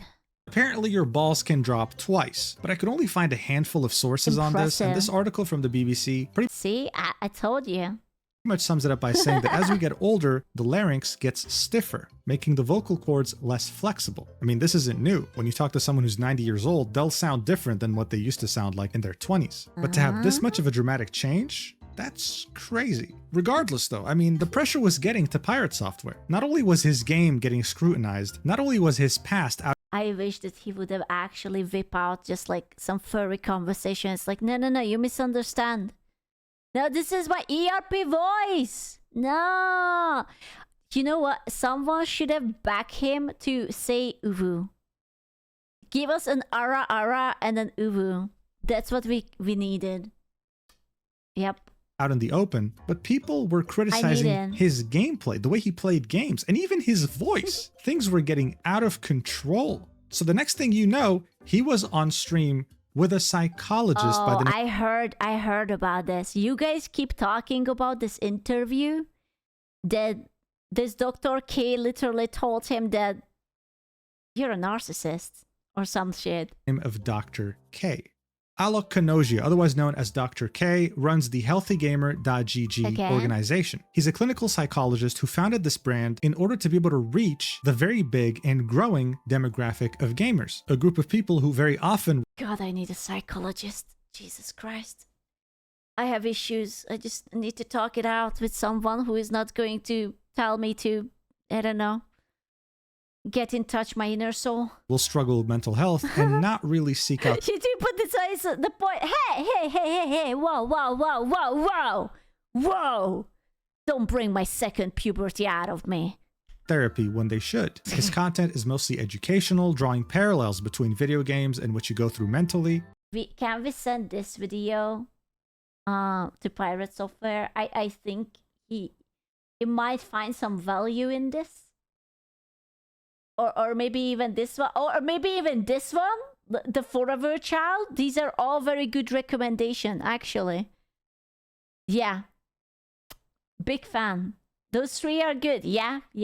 And overall, he's been quite successful. Now, of course, that's not to say that he doesn't have his fair share of haters. Some people, for example, have criticized the fact that he does these therapy sessions with streamers in public, even though the person in question consents to it. From Dr. K's perspective, though, he wants to show people that streamers are humans too. And if someone like those streamers that they idolize is brave enough to get therapy, then they can do so too. His conversation with PirateSoftware would last over 3 hours and a half. It would get viewed by almost 1 million people, and having watched a good chunk of it, I can tell you right now, regardless of what you might think about Dr. K, you won't believe me when I tell you that I have the best voice.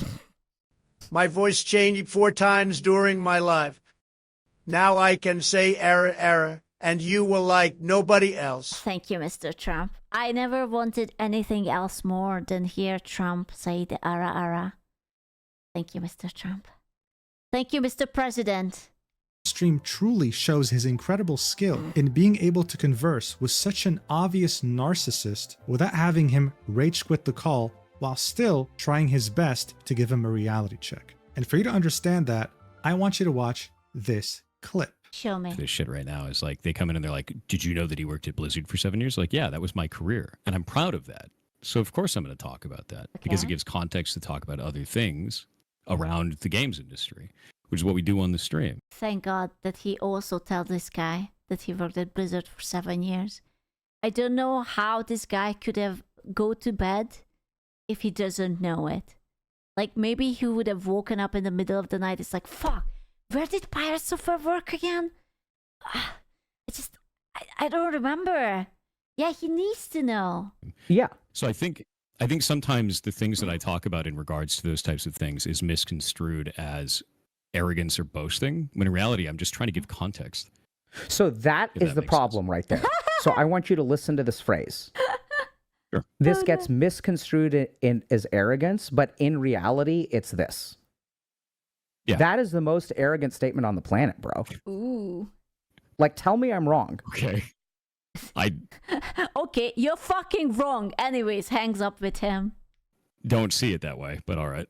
God, it must be so hard talking to someone like that. Anyway, in the next clip, you'll be seeing the logic behind PirateSoftware's attitude. The thing is, why this conversation must have been hard, because this Mr. K person actually sounds very intelligent and he has excellent insights. And it's easy to show off to people who don't know shit about what you do. Like, he could show me a programming thing and be like, Scoot, this is the most impressive shit. And I don't know anything about it. So I would be like, yeah, you're right. You're absolutely right. But that guy knows what he's talking about. So you have to have an intelligent, sophisticated argument with someone who is on par, if not above you, you know, when it comes to these things. And it's just like, good fucking luck. Attitude when it comes to never apologizing. Let me like not give any context whatsoever. Wait, did he just leave? Or did the lamp go away? What happened?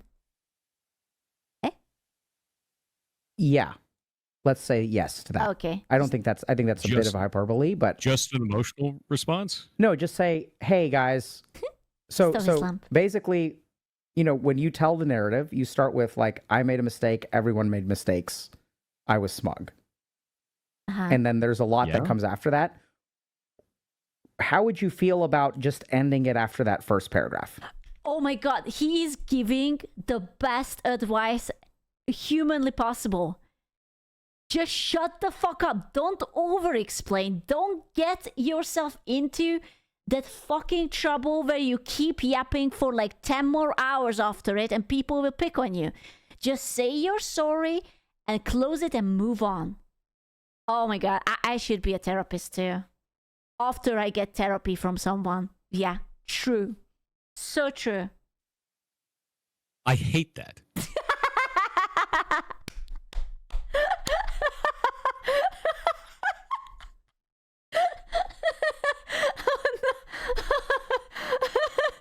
Oh gee, I mean, yeah, I can tell. Oh my god, no, Pirate, no. Please hire me as a PR person. I will just cover your mouth. Okay, I will not even slap you. I will be loving. I will just stand next to you and like you will just see a hand come out of the side and I will just cover your mouth gently. And I'm just going to be like, yes, anyways, and then we will move on. That's all I'm going to do. Okay. I have like an immediate emotionally angry response against that. Very good. Because it feels... He's emotionally immature. He cannot handle confrontation. He actually cannot process it inside him, and he deems it such as a personal attack that he immediately has to defend himself. And he cannot take it. I'm not sure if it's statism or it's just like a very hardcore insecurity or something. I am not sure. I'm not gonna pretend to understand, but it's incredibly strong with him. It's like idiocracy. Okay. It feels like thank you for reading. That's too long, didn't read. I don't need all those words when few words do gooder. That I hate that shit. No, but it would do gooder because then you yap and then you're wrong and you're like, Is it narcissistic to over-explain? Because I feel like sometimes he's more defensive than gloating. I always assumed that being narcissistic is just about, I am wrong, I am right, I am perfect, don't whatever. I feel like many times he's just trying to pretend that he's better because he's like insecure. Not really. The why always matter. It's when he slides the smug statement. Okay, that's true. When he's smug, like the like how did he phrase it? That yeah, we all fucked up, but like I only worked at Blizzard and I have been playing Mage for a long time. That was narcissism. That wasn't being defensive or insecure. You're right. I think he flip-flops between the two. Like I super hate that kind of communication of like, ooh, he super hates that. Like, there's a lot of people who just say like, oh, you should just say my bad, guys. No, that does not in any way. He reminds you of Osmond. I think you're wrong with that. Say whatever you want, but Osmond is always willing to read and listen. Like, there are times when he reads up and it's like, get the fuck out of here, you're retarded. But there are also many times where he's like, wait, I can see your point. I'm not banning you. I think he only bans when they are just being very stubbornly haters. When he actually gets a point where he can, okay, I see where you're coming from. You disagree, but you said it respectfully, then he lets it fly. Yeah, Osmond is incredibly reasonable. Way explain a situation that doesn't tell you any information that is real. It's most humble streamer. True. After Link. Yes. After Link, of course. I'm sorry. Link is the most humble streamer, and then Osmongold. Yes, true. It is hand-waving for the masses in a way that is disingenuous to what happened and disingenuous to the people that are involved. 7 years at Blizzard humble. He has at the very least a narcissistic personality structure, if not outright personality disorder. Damn. He needs to shine, direct the talk and subject to himself at any time. He doesn't care for what others feel, only his thoughts and feelings. He over-explains, boast and often exaggerate and lie. Yep, checks out. Damn, bro, you're like slapping him with an entire S diagnosis. Is there anything, like, so if you're a narcissistic person, is there anything you can do about it? Like, can you, I don't know, like, grow out of narcissism? Can you, like, change? Or what is there to do? Yeah, no, yeah, maybe, not really. Yeah, no, difficult. Therapy helps, but you need to want it. Ooh, I think that's a kind of a rough thing to tell a narcissist that you need to change, no? Learn empathy? You can be a Twitch streamer? Well, I mean, he is, you know? You can become a streamer, but he is! That's the thing. Never too late usually requires a big issue to occur, like losing 10,000 followers every single day. Do you think that's a big issue enough? I feel like to do that would be just me lying for the sake of... Yeah, no, maybe. Yes, therapy to gain resources to learn to cope and fight it. Narcissists often fail therapy because it's very hard for them to really believe they have an issue. I see. Lying so that people would fuck off.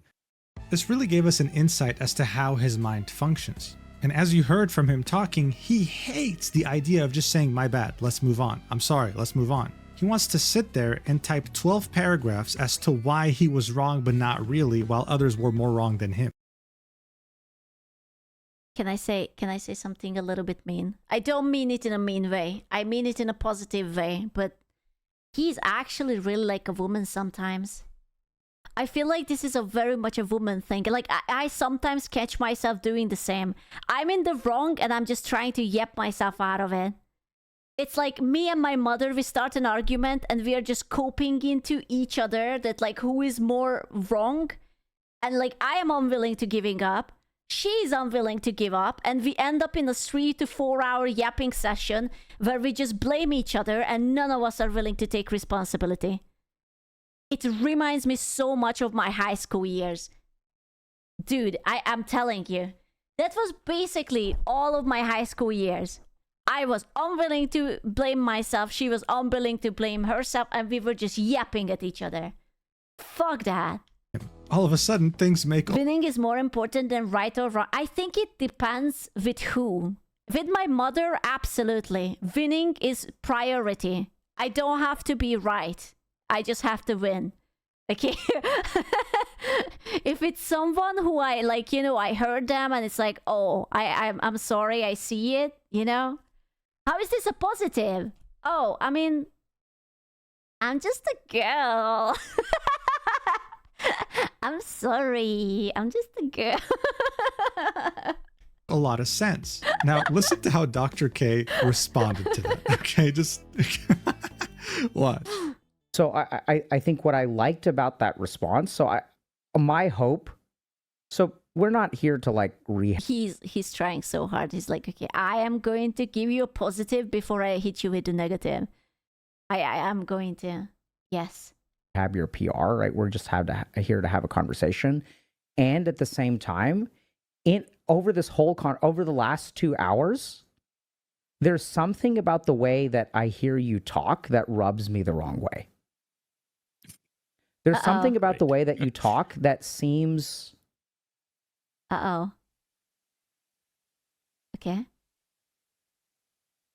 Dismissive. So I'll tell you where that... No, I agree with that. Right? So it's like, I made a mistake, we all made mistakes. Okay. Okay. Right? So there's something about your sentence construction. It's like, oh yeah, Thor, I'm sorry I cheated on you, bro. I really do love you. You know, we both have flaws in this marriage. I think the funny thing here is that Dr. K is known to be very caring, very nice, and not confrontational at all when it comes to streams like this. But in this case, see that he's I just, you know, you're right. He's right. And I feel like that I got a split second how it must feel to be dating this guy. He's going to gaslight you into thinking that you're always the wrong and it's your fault. Oh my God. Yeah, I mean, I cheated on you, but it's actually your fault because you said no to me when you had COVID and you had fever. And yeah. He's divorced? Wait, what? He was married? Oh.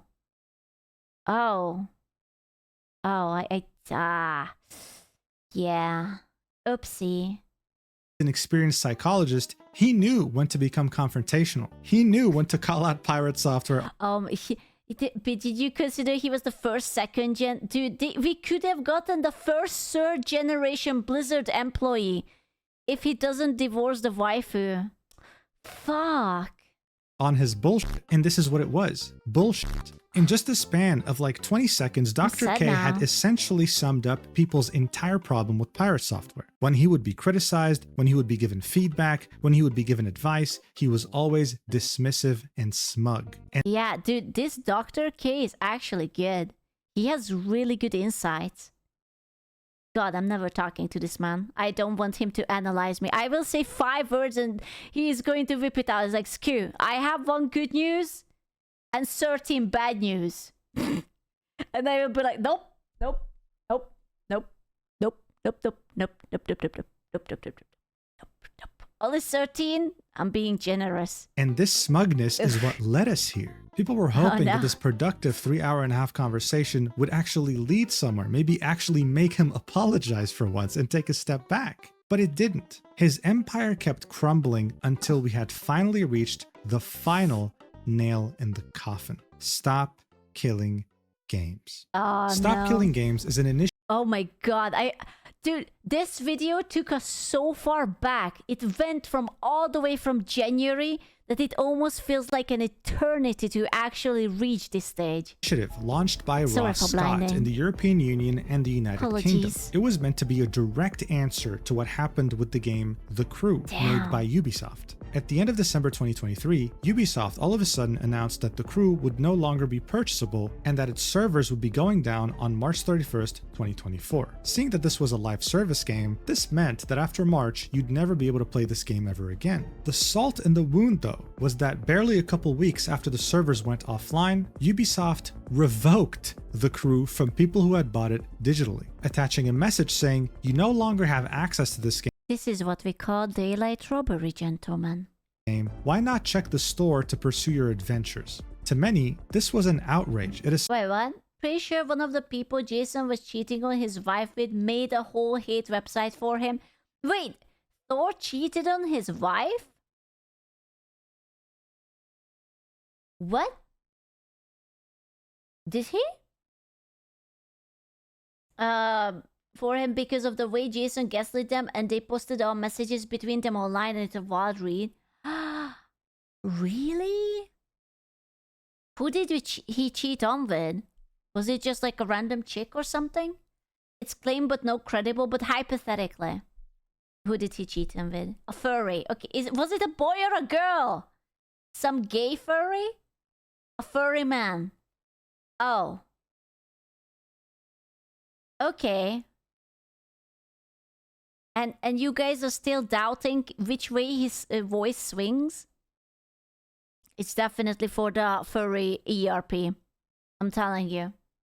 It's to be a fanboy. What he always meant to be. I'm just saying. Damn. That's rough, dude. Like, I could understand the cheating, but with a furry? I can even understand the gay part of it, but a furry? Oh, I don't think my ego would ever recover from that. Oof. Oh no. Essentially meant that you never owned your games to begin. He was in a gay marriage before this one too. I have no problem with the gay thing. Like, you know, you are with whoever, but a furry? Man. Aren't you a furry, dear? No, I am not. I'm just a cat. I'm just a kitty cat. Begin with. Ubisoft can just take them away. This also more recently happened with Concord. It barely came out for a week and then the servers were offline. If you bought the disc copy... So he's bisexual? Yeah, I mean, I think that's cool. I wish more dudes would be bisexual. You were played like an idiot. The Stop Killing Games initiative argued that it wasn't really legal. It was very weird for live service games to just shut down like that without giving players an alternative. With Ross Scott on his YouTube channel saying that games as a service... Yeah, it's exactly double the peak rate. You have like a 50-50 chance from literally anyone and everyone. Your Oshi's shoe is one as well. I know, but she's married. I'm actually very sad about it. I thought I have a chance, but I don't. Hey, I'm gonna bite you! Service is fraud. One thing to note is that this initiative wasn't forcing publishers or developers to keep game servers online forever. What it simply wanted was to have a way to access these games after the servers went offline, by allowing players to host their own servers, for example. You know, I still don't understand why he had to take such a stance against this. It's such a harmless thing. It's like, hey, can we please continue playing the games like in the good old days when the games were on a CD and it doesn't matter what happens, you can always boot it up? And he's like, no. Arguing that if taking games... Because it's going to ruin his Blizzard. He's not even working at Blizzard anymore. ...down like this would become the norm, then way too many games would become lost media. Because that's what the crew and Concord are right now. They're essentially lost media. It was classified as a European Citizens Initiative, in which European citizens could sign it, and if it would reach 1 million signatures, then it would be talked about in the European Parliament. It would initially get a couple 100,000 signatures until a certain person would speak out against it in the most aggressive way possible. Oh no, who was it? Oh no. Oh no. Of course, we're talking about our good old friend, PirateSoftware. He felt so passionate about this topic that he made 2 videos about it. Very shortly after it launched... Damn, they were doing well too. 1.3 million and almost 600k. Those are pretty good views. In the summer of 2024. Now look, we're not going to watch the whole video. I just want to show you the first 10 seconds. Let's do this. Hi. My name is Jason Thor Hall, also known as Pirate Software Online. I've been in the gaming industry for about 20 years. I used to work at Blizzard Entertainment. Lord have mercy on my soul.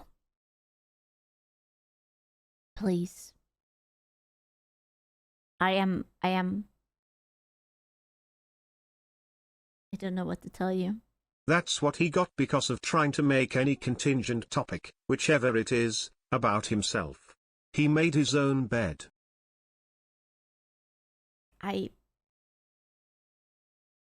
I have nothing to say. I don't think I can. The jokes are. We are 1 hour in. The jokes are not hitting that hard anymore. I am becoming depressed. This is day 69. PirateSoftware is still whispering into my ear that he worked at Blizzard. I just wanted to go to the bathroom. But he handed me the toilet paper that he wrote in 7 years at Blizzard. All the... Day 105. I made a tomato soup with a letter pasta in it. He wrote it out with the letter to me. 7 years at Blizzard. I am losing grasp on reality. He's also a hacker. I'm going crazy. Entertainment, then Amazon Game Studios, and now I am my own studio, Pirate Software, by the same name, which is an indie studio, and I've been... There's just something about this guy, man. I don't know. I can't explain it. Anyway, he worked at Blizzard Entertainment for around 7 years, guys, and he vehemently opposed every single thing this initiative stood for, arguing that it would kill live service games and kill gaming in general, completely misunderstanding what this initiative was even about, and using his massive influence, which was still present at the time, to kill it instantly. I want to be clear here. In this video, he tries his best to appear level-headed, professional even, echoing the genius that you first saw in his YouTube shorts at the end of 2023. But on his stream, oh my god, this guy was a mess. These are the very nice things he had to say about this initiative. What? Look at the programming. Oh my god, it even has emotes. It's so cute. I love it. I should become a programmer. I didn't know that you can use cutesy little emotes. Shit, now this is actually really dumb. It's used car salesman garbage. This is shit. It's shit. Not only do I not want to back this, I'm going to actively tell people not to. That is awful. That is a horrible goddamn direction. That's awful, dude. No. Those are some strong opinions. Holy shit. Someone needs to make a meme out of that "Do you speak English" Pulp Fiction scene, but instead of what the guy says, "I worked at Blizzard every time," with Thor's face plastered over his. Say I worked at Blizzard one more fucking time. True. The level of stupid that I just had to receive was like sitting on Twitter for 12 hours. This. No, yeah, according to him, this is the worst thing that's ever been made by humanity. Like, this is the, like, oh my god, you'd think that this is actually gonna end. Thank god he didn't over-exaggerate, right? Yeah, totally. Gaming as we know it. But it's not. It's seeking to do the opposite. Shit sucks. That's a really stupid ass move. That's an incredibly stupid ass move. I think this is ass. I wish he would reason it. Like why he feels so strongly about it, instead of just repeating how it's ass and someone should suck his ass and something up his ass. People might get a little bit concerned that he might want to something with his ass involved, you know? Maybe this is not even about stop killing games, but about his ass, you know? This is complete garbage. All of this can eat shit then. I dropped the mask entirely. In his very professionally level-headed video, he says this. It's incredibly important to me that we keep making games and that the next generation has the tools to do so that our medium doesn't die out. But that's exactly what Stop Killing Games wants to do. The whole point of this initiative is for this medium to not die by allowing so many games to become lost media. And yet, this is... I guess he means the next generation of developers? What he is meaning? I am still unsure why he's so vehemently against it. Like this thing wasn't like, oh, we are going to force the developers to keep the server space up even after that, and like, you know, you have to continue update it forever. But this is what PirateSoftware was saying about this whole thing. I think live service games getting sunsetted is fine. I've always thought that. And that's okay. Wait, what? There's nothing wrong with that. Wait, what did he say? I couldn't catch that. What PirateSoftware was saying about this whole thing. I think live service games getting sunsetted is fine. Getting sunseated is fine? What's that word? Sunset. Sunsetted. Oh, so they just like poof disappear.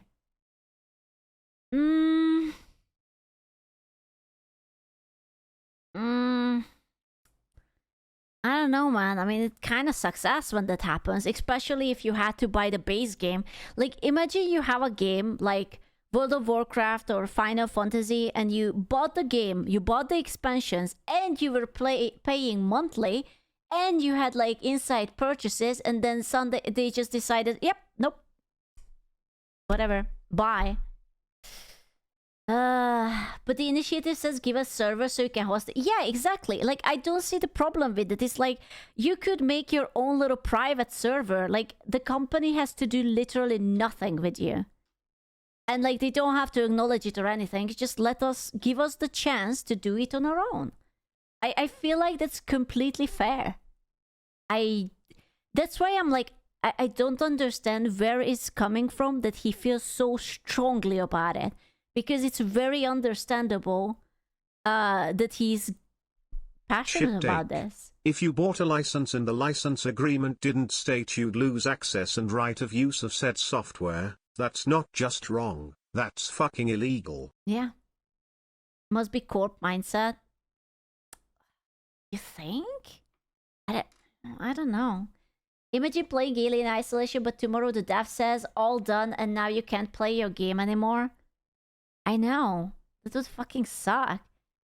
I mean, I don't have to imagine. There were so many games I used to play and then they just like fucking shut it down, you know?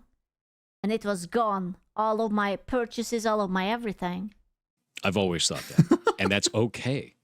There's nothing wrong with that. I mean, at this point, just no comment. When he would start receiving quite a bit of backlash, of course now there's more dislikes, but when it first released, I'd say 30% of the like to dislike ratio was dislikes. Yeah, he made this Tara pinned did. comment, outlining some points that don't... This guy likes to yap so much. Oh my god. Like, there's so much... He always writes. He's like a fucking... a woman from like the 1960s where they just wrote novellas because that's the only way they ever experienced romance. Like Mary Shelley writing the Frankenstein or some shit. It's like, oh my god, and they don't even know that I worked 7 years at Blizzard. Da da da da da. really help his very aggressive reaction that came out of nowhere, and then ended it with a quotation saying he won't even talk to Ross, who is the founder of Stop Killing Games. To which he replied with, "Correct. I think his position is disingenuous due to his comments about how this could be pushed through government. It's a bad direction, removes validity for what the initiative is trying to do, portrays the process in an incorrect manner, and just builds sensationalism. Thinking that kind of language is okay puts him squarely on my not worth it to talk to list, as there are others that could..." Damn, not even an I don't want to talk, it's the not worth it to talk to. Ouch. That kind of sucks. Have a more productive conversation. So what he's talking about is this slide here. I'm going to say something, and you can agree with it or you cannot agree with it, I don't really care. I think it's very important to have conversations with people who have opposing opinions than us. They don't have to be in the right. You don't have to be in the right. But it's important to try to talk it out and see it from both sides. And if you feel like that this initiative is not good enough, or if you think it's vague, then maybe you, with your 7 years of Blizzard knowledge and insights, maybe you could have given him like points, like, oh, you know, maybe you should put this into it or remove this, or this is why I think this is bad. But the thing is that he would just give orders and he would be unwilling to listen. You know, like the other guy could tell, like Ross, his name, I think, he could tell him that this is why I thought this, and he would be like, you're wrong, and just leave the fucking call. And that's not a conversation.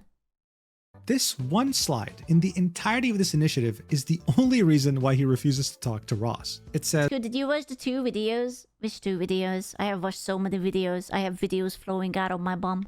Reasons the European Citizens Initiative could pass. Politicians like easy wins. Politicians mostly don't care about video games. The law is already unclear on this practice. The initiative is in line with other consumer policies. It's a diversion from more serious topics. Now, according to Ross, this was a half-truth, half-joke slide. And I think that's how a normal person would view it. I don't think it was tone deaf in any way, but it angered the hell out of PirateSoftware for some reason. I don't know why. Some people theorize that it's because he got close to Ludwig, and together they founded the games publisher Off-Brand Games. When the Stop Killing Games initiative came out, they were in the process of releasing a live service multiplayer game. So there was definitely some sort of a conflict of interest here. Regardless, this... Oh my god, I am sitting in the dark that blinded me. Jesus Christ on a stick. European Citizens Initiative had a one-year deadline. It would be I'm going to spank Mujin for this.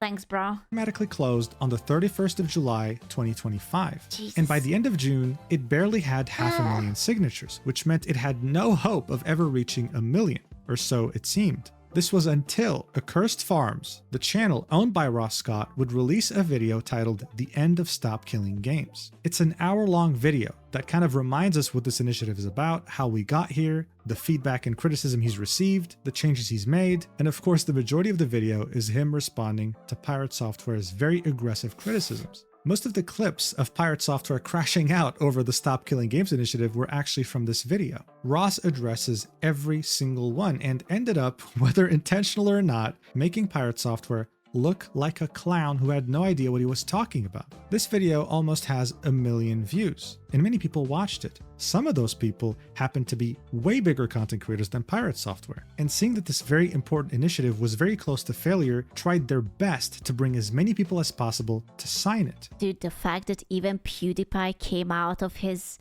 beautiful family life that he's living lately, and he was like, yep, I watched this video. He is wrong. Also, anyways, support Stop Killing Games because it's gonna be good for us. Like, bro, even Elon? Really? Did Elon say anything about it? For example, Moist Critical talked about it in his video. It's our beloved Mr. Moist. Videos at over 3.5 million views. Hell, even Jacksepticeye talked about it. Oh, wait. Oh, Jacksepticeye has a long hair? When did that happen? I don't think I ever seen him untied long hair. What the fuck?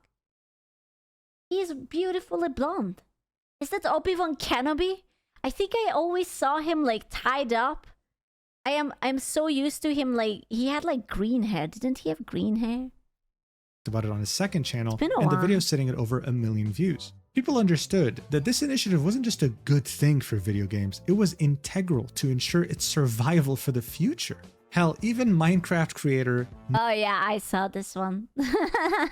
Notch had something to say about it, tweeting, "Hey guys, just got back to gaming after a brief break. Wait, why is there a nepo baby doubling down over there?" Bro, Notch is just like, hey, what up? Like, that's so based. It's so based on him. He just like whips out. He is wearing his cutesy little Disney ears, comes in, drops savage comments, pieces out. Yeah. And it's just like, just to make sure there is no misunderstanding, replies to a normal random comment. It's like, wait a second, is he making fun of Pirate? And it's just like, just to make sure, yes. Yes. I don't want any subtleties. Yes. I was memeing of the guy. And leaves. Absolute based. 10 out of 10 king. There. Adding, if buying a game is not a purchase, then pirating them is not theft. This truly solidified the position of PirateSoftware in the Hall of Fame of Lolcow. I will nothing and be happy. Ah! It was undeniable at this point. His stupidity had made an entire movement succeed, just purely on the basis of him being so unaware of what was going on. He lacked the most basic... It's so funny. Within a half year, he became from one of the most successful angelic reputation people to become this Disney cartoon mustache twirling villain. It's actually impressive. Like, you wouldn't think it's humanly possible. Yeah, and he did it all to himself. It's crazy. ...form of self-awareness. And thanks to that, the Stop Killing Games initiative not only reached 1 million signatures, but is currently at over 1.3 million in overdrive. About to reach 1.4 million any time now. With the UK... They did reach it. I don't know if he's going to get to it, but they did reach it, yes. ...petition reaching double the signatures required. He even had a vice president of the European Parliament voicing support for this initiative and signing the petition himself while urging other Europeans to do the same. This initiative gained so much traction that a publisher group full of the biggest publishers on the planet. Oh no, it was Papa's company. Of course. Of course, the number one. Yeah. Netflix. Is Netflix on it?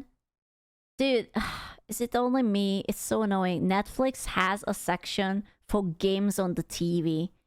I never clicked on it because it looks like a fucking cancer on my screen. But they legit have like Netflix games. It makes me so depressed. Including EA and Ubisoft, for example, responded saying that these proposals would curtail developer choice and that it was unsustainable and unfeasible. Wait, YouTube has games? I haven't seen that one. Ew. In other words, they were very scared that this could actually pass. Being a gamer myself, I wish this initiative didn't. Look, I am here. I'm representing. I'm right here in the middle. Very important. That's why I'm in the middle. Yes, yes. Best of luck in Parliament, and I truly hope it passes. When I buy a digital game, I'd like to know that I actually own it and that it won't be taken away from me. See, this is also Hungary, but this is like a tilted Hungary. When we drink too much, then we become Italy. When we are sober, we are Hungary.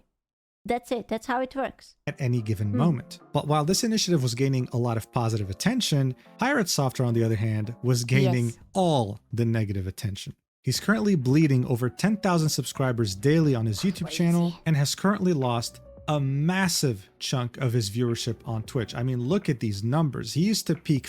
Bro, peaking at 15,000? It's fucking nuts. And now, like, the thing is that I have him on my follows, okay? Like, I follow a lot of people, even if I don't actively watch them. Because it's like, oh, I heard them by reputation. I want to keep an eye out. Maybe I click on it. Because I'm nosy. I'm a nosy motherfucker. I actually have no reply to you. I just heard him about reputation, you know, when he was like good and big and he was playing OnlyFangs. And I was like, if I'm bored and there's no one online, then I'm just going to peek. Okay? I'm sorry. I'm nosy. I was curious. And I see him, like, he's streaming like 8 hours and he's down to like 4K. From the 10,000 active average watchers just poofs. That's crazy, dude. It's crazy. 15,000 concurrent viewers. And I didn't unfollow him, yeah. So why am I not subscribed here? What the fuck? What is this bullshit? Must be on my other account. Is now down to 5,000. That's 1/3 of where he used to be 7 months ago. And that's without mentioning all the followers he's been losing. I mean, look at this, minus 50,000 just in July. Additionally, this renewed scrutiny has prompted many YouTubers, like Coding Jesus. I find it crazy that 4K people would find it entertaining at the same time. Well, I think there will be always people who will love you no matter what, right? And also, who knows how many people are there just to watch if he's going to do anything like weird. Like, hate watchers is a thing, apparently. There are some people who are willing to spend hours upon hours just to watch someone they actually despise, just so that they can clip it and make a big fuss about it. So, yeah, you just want to watch the car crash. And that's mad. Yeah, they just don't have better things to do. I don't know, man. And you hate watching? Bless your heart. Mwah. Top News Network to analyze the code that he writes on stream, concluding that a child, a literal toddler, can probably do a better job. Seriously, this is the gift that keeps on giving. Because, of course, instead of just apologizing, taking a step back, taking the L for once, admitting you made a mistake, maybe taking some advice that Dr. K gave you, he would triple down or quadruple down, I guess I can't even keep track at this point, and make this post, saying the most interesting narrative is that my video somehow killed the... Making me the villain ditto. I love this. There is zero self-awareness in this. My videos did not seem to have any impact on the movement at all. But making me the villain ditto. Best of luck with your next steps. I will be watching you from the shadows in a fursuit. Initiative. This graph shows that the initiative already had a downward trend in interest when my videos dropped. My videos do not seem to have had any impact on the movement at all, making me the... Yeah, be terrified, you know? Now that's scary. Villain did though. Best of luck with your next steps. So at this point, I can't help but be impressed how much he's willing to die on hills that don't matter. People aren't even tracking cumulative signatures and daily signatures. They just understood that this initiative is worth fighting for. It's very... You know, it's funny because I remember when this started to come out, when PewDiePie came out, and I was like, I still don't think that it's too late to say my bad. Because I was so convinced that what happened was that he misunderstood what the initiative was for, and he didn't want to double down. Because I just couldn't see it, that why would you be against it otherwise? But like, I don't know, man. Yeah, he didn't double down. I think it's incapable. He's incapable of doubling down. Very important for the longevity of games as a medium, and that you, with your massive platform, not only criticized it very aggressively, thinking that this was going to be an easy win that made you out to be a genius. Listen, I understand that my bad is not in his vocabulary. Then all we need to do is that give someone access to his Twitter, and we have to tie him up with a duct tape, and in front of him we will type into the chat that my bad, sorry, dog, and then he will be just like, and then we are going to be like, no, you sit there.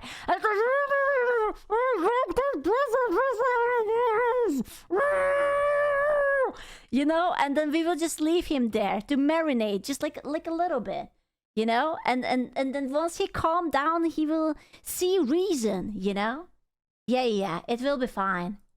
But urged all your audience, all your strong community to not sign it when they were telling you to sign it initially. That's how you even found out about the initiative. He would then later tweet this, saying, I am no longer working at Off-Brand Games. People were attacking all of the games we were publishing. Oh yeah, this was wrong. Like, there was a guy who checked the videos, and actually there was no one review bombing anything. They went through all the games, all the things, everything was still like positive reviews. This was bull. Trying to mass review bomb them. Yeah. You can dislike the things I say, but this kind of behavior is unhinged. Learned a lot there, accomplished a lot, hope they succeed regardless, love those dudes and loved working with them, hope they keep cooking. Ludwig would reply to this, saying, Stop killing games is a good initiative, but a few bad actors review bombed / harassed developers of the games we support at Off-Brand Games. Appreciate Thor stepping down for the betterment of the devs and their games, to which he would get community noted. The note said, Rivals of Either 2 has not gonna lie, Ludwig is taking quite a few L's this year too. Like, yeah. Not been review bombed. Verifying this is as easy as opening the Steam page and looking at the graph of reviews. And if we go to the game, scroll down, and look at the graph that shows review trends, we can very clearly see that there's no review bombing going on. If anything, there's positive bombing. Look at all these positive reviews in June. But hey, anything to be the victim, right? In fact, the guy became such a victim that I think he started losing his mind. He started comparing his current situation with the Stop Killing Games initiative to Coney 2012. The what? Wasn't that the African guy?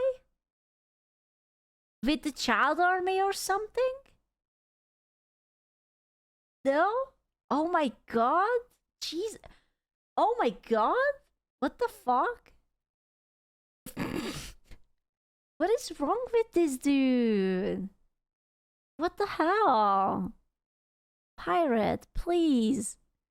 Oh, therapy, chill pill, cocktails.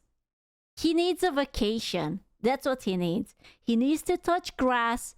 He has to go on a vacation. Get onto like a furry holiday resort or whatever he's into. And just like, I don't know, sleep this out. Oh my god. I mean, dude, no, I'm sorry. This is a full-fledged, fully developed and evolved Lolcow. There's no way you can say this while being self-aware. It's impossible. And after months of complaining about people brigading and harassing him, he does the same exact thing to Coding Jesus. He would leave a comment on his code review video and would then link his comment to his chat so that they can go upvote it in an effort to ratio the video itself. Like, how petty is that? Come on, man. Do you make a link to it? You have to click on the little 6 hours edited. Aha! So that doesn't seem to do it? Oh, do I have to right-click on this and then copy link address? And then do that? Is that what does this? Ah, it does highlighted comment. There we go. Boop. There's my comment on it. Enjoy. And I also have a whole argument with a whole bunch of people in the replies in there so they can see what's going on with it. I talked to them through the entire thing of why I did that all in an array, because that is not normal practice to do that, and it's specifically so that He just really can't keep it in himself. Huh. It's just... There are so many times there is a moment in his life where all he has to do is shut the fuck up and move on with his life, and he just can't let it go. He unironically is too obsessed with self-sabotaging and he cannot let it go. I feel like that he would be actually feeling a tingling, burning sensation somewhere inside his body unless he just like says the last word just so that he's like the smart one. That's crazy. I don't think I have ever seen such a hardcore case of self-sabotage in a very fucking long time. Insane. you guys can reverse engineer the game and solve the ARG. Sometimes doing bad practice has meaning, which is Whatever, man. He later deleted this VOD because this literally breaks YouTube TOS. This breaks every aspect of terms of service when it comes to brigading and harassment. I mean, at this point, can this get any worse? Yes. He'd be asked about his opinion when it comes to Stop Killing Games finally reaching 1 million signatures, and he said, "I'm going to be honest with you. I hope that your initiative gets everything." Oh God, how much I hated this sentence. I hope that your initiative gets everything that you asked for, but nothing what you wanted. This is the thing you don't, or how did Blizzard say it? That you think you do, but you don't. They should have get him for BlizzCon. No, that is a final spite, yes. You think you do, but you don't. Do you want classic Blizzard servers? You think you do, but you don't. He did very good. He learned from the best. God. Don't you guys have phones? Well, don't you guys have smart fridges? Because actually my game runs on a smart fridge. Duh. Oh my god. Oh my god. That you asked for, but nothing you wanted, and I'll leave it there. See, if I was 12 years old, I would have probably thought this was really cool, but now it's just edgy beyond cringe. But listen, as much as this... It's petty. It's so petty. He cannot let it go, but he knows he cannot win, but he still has to. Like, have you ever argued with a person and, like, you reach a point where the other person realizes that they cannot win, but they just still have to put a snarky comment that even if they cannot win, they want to have the last fucking word just because? He's that kind of person. Even if you will prove him that he is wrong, he will not let it go and you cannot win. Yeah. This was a ridiculous roller coaster ride on the Lolcow Express. Someone did end up asking him, "Hey man, would you consider making an apology video, setting everything straight? Because you know what? This is still salvageable. You can still redeem yourself." And here's what he had to say. Oh, no. A video saying you were wrong with every situation and the internet move on. I am not doing that. I don't give a fuck. Well, why? No, that's not true. You do give a fuck because you keep yapping about it. Why? There is this thing, and you might not know about it, but there's this small thing humans invented, and it's called lying. You could just use that, but like practice it in front of the mirror to make sure it's believable. And you just say something like, "Oops, I fucked up. Sorry." And then you let it fly and you shut the fuck up about it. Oh.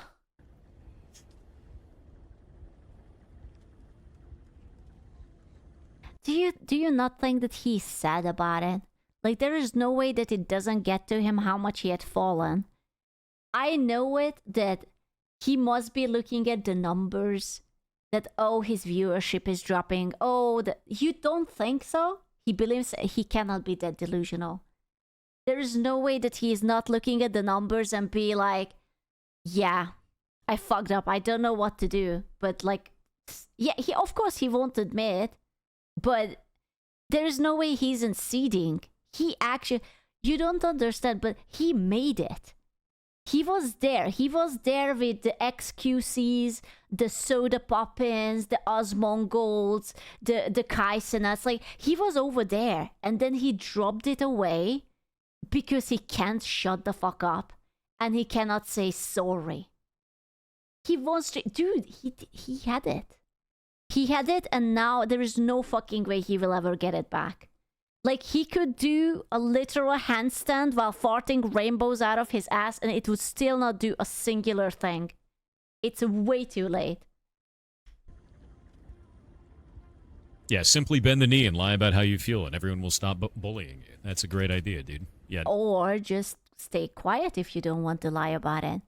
You could literally boot up a game, just vibe and focus on the game and not talk about anything. You tell your moderators to erase anything that triggers you. And that's it. No, each... This guy is so hopeless, man. Now, I will say this because I'm sure this will appear... Thor, I would like to date you. Uh-oh. Here in the comments. Yes, I'm aware that PirateSoftware is a massive furry, and I'm also aware that he was legally married to someone, and during that marriage, he got in contact with one of the Kickstarter... I can't believe he is using the... Oh...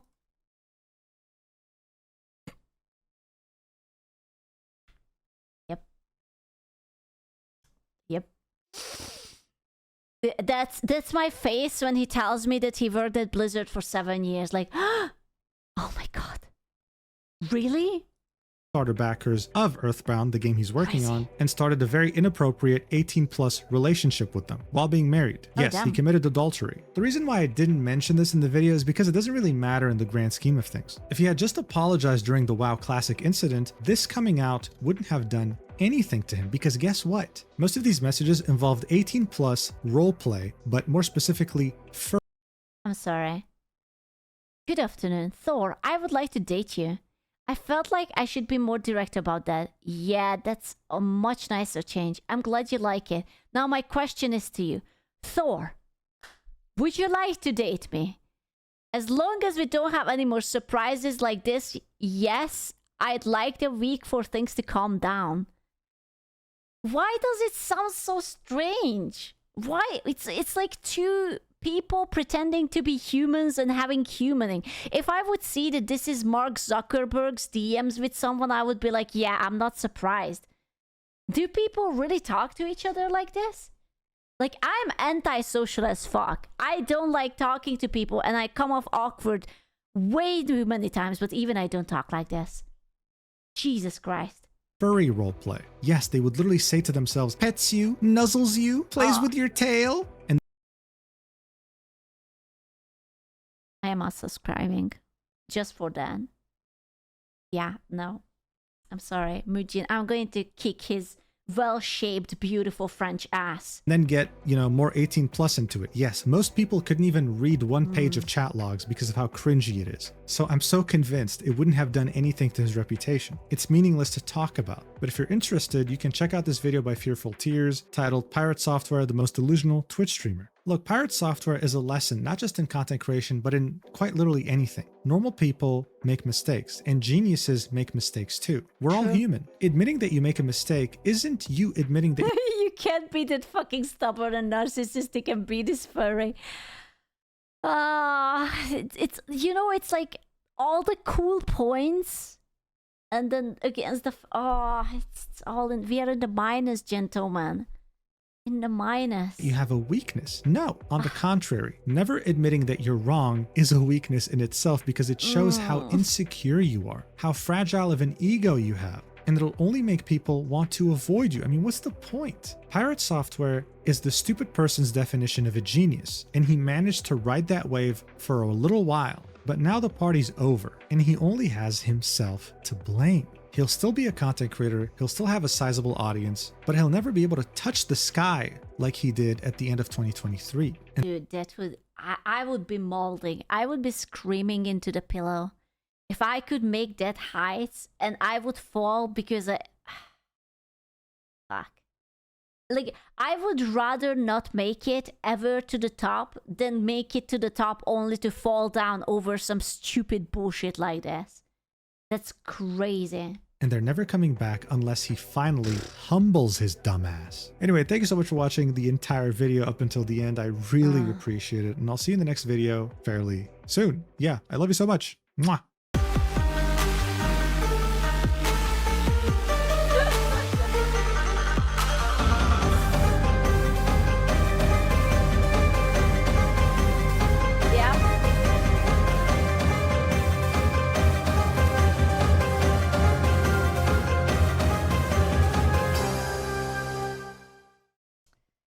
Yeah. Yeah. Fuck.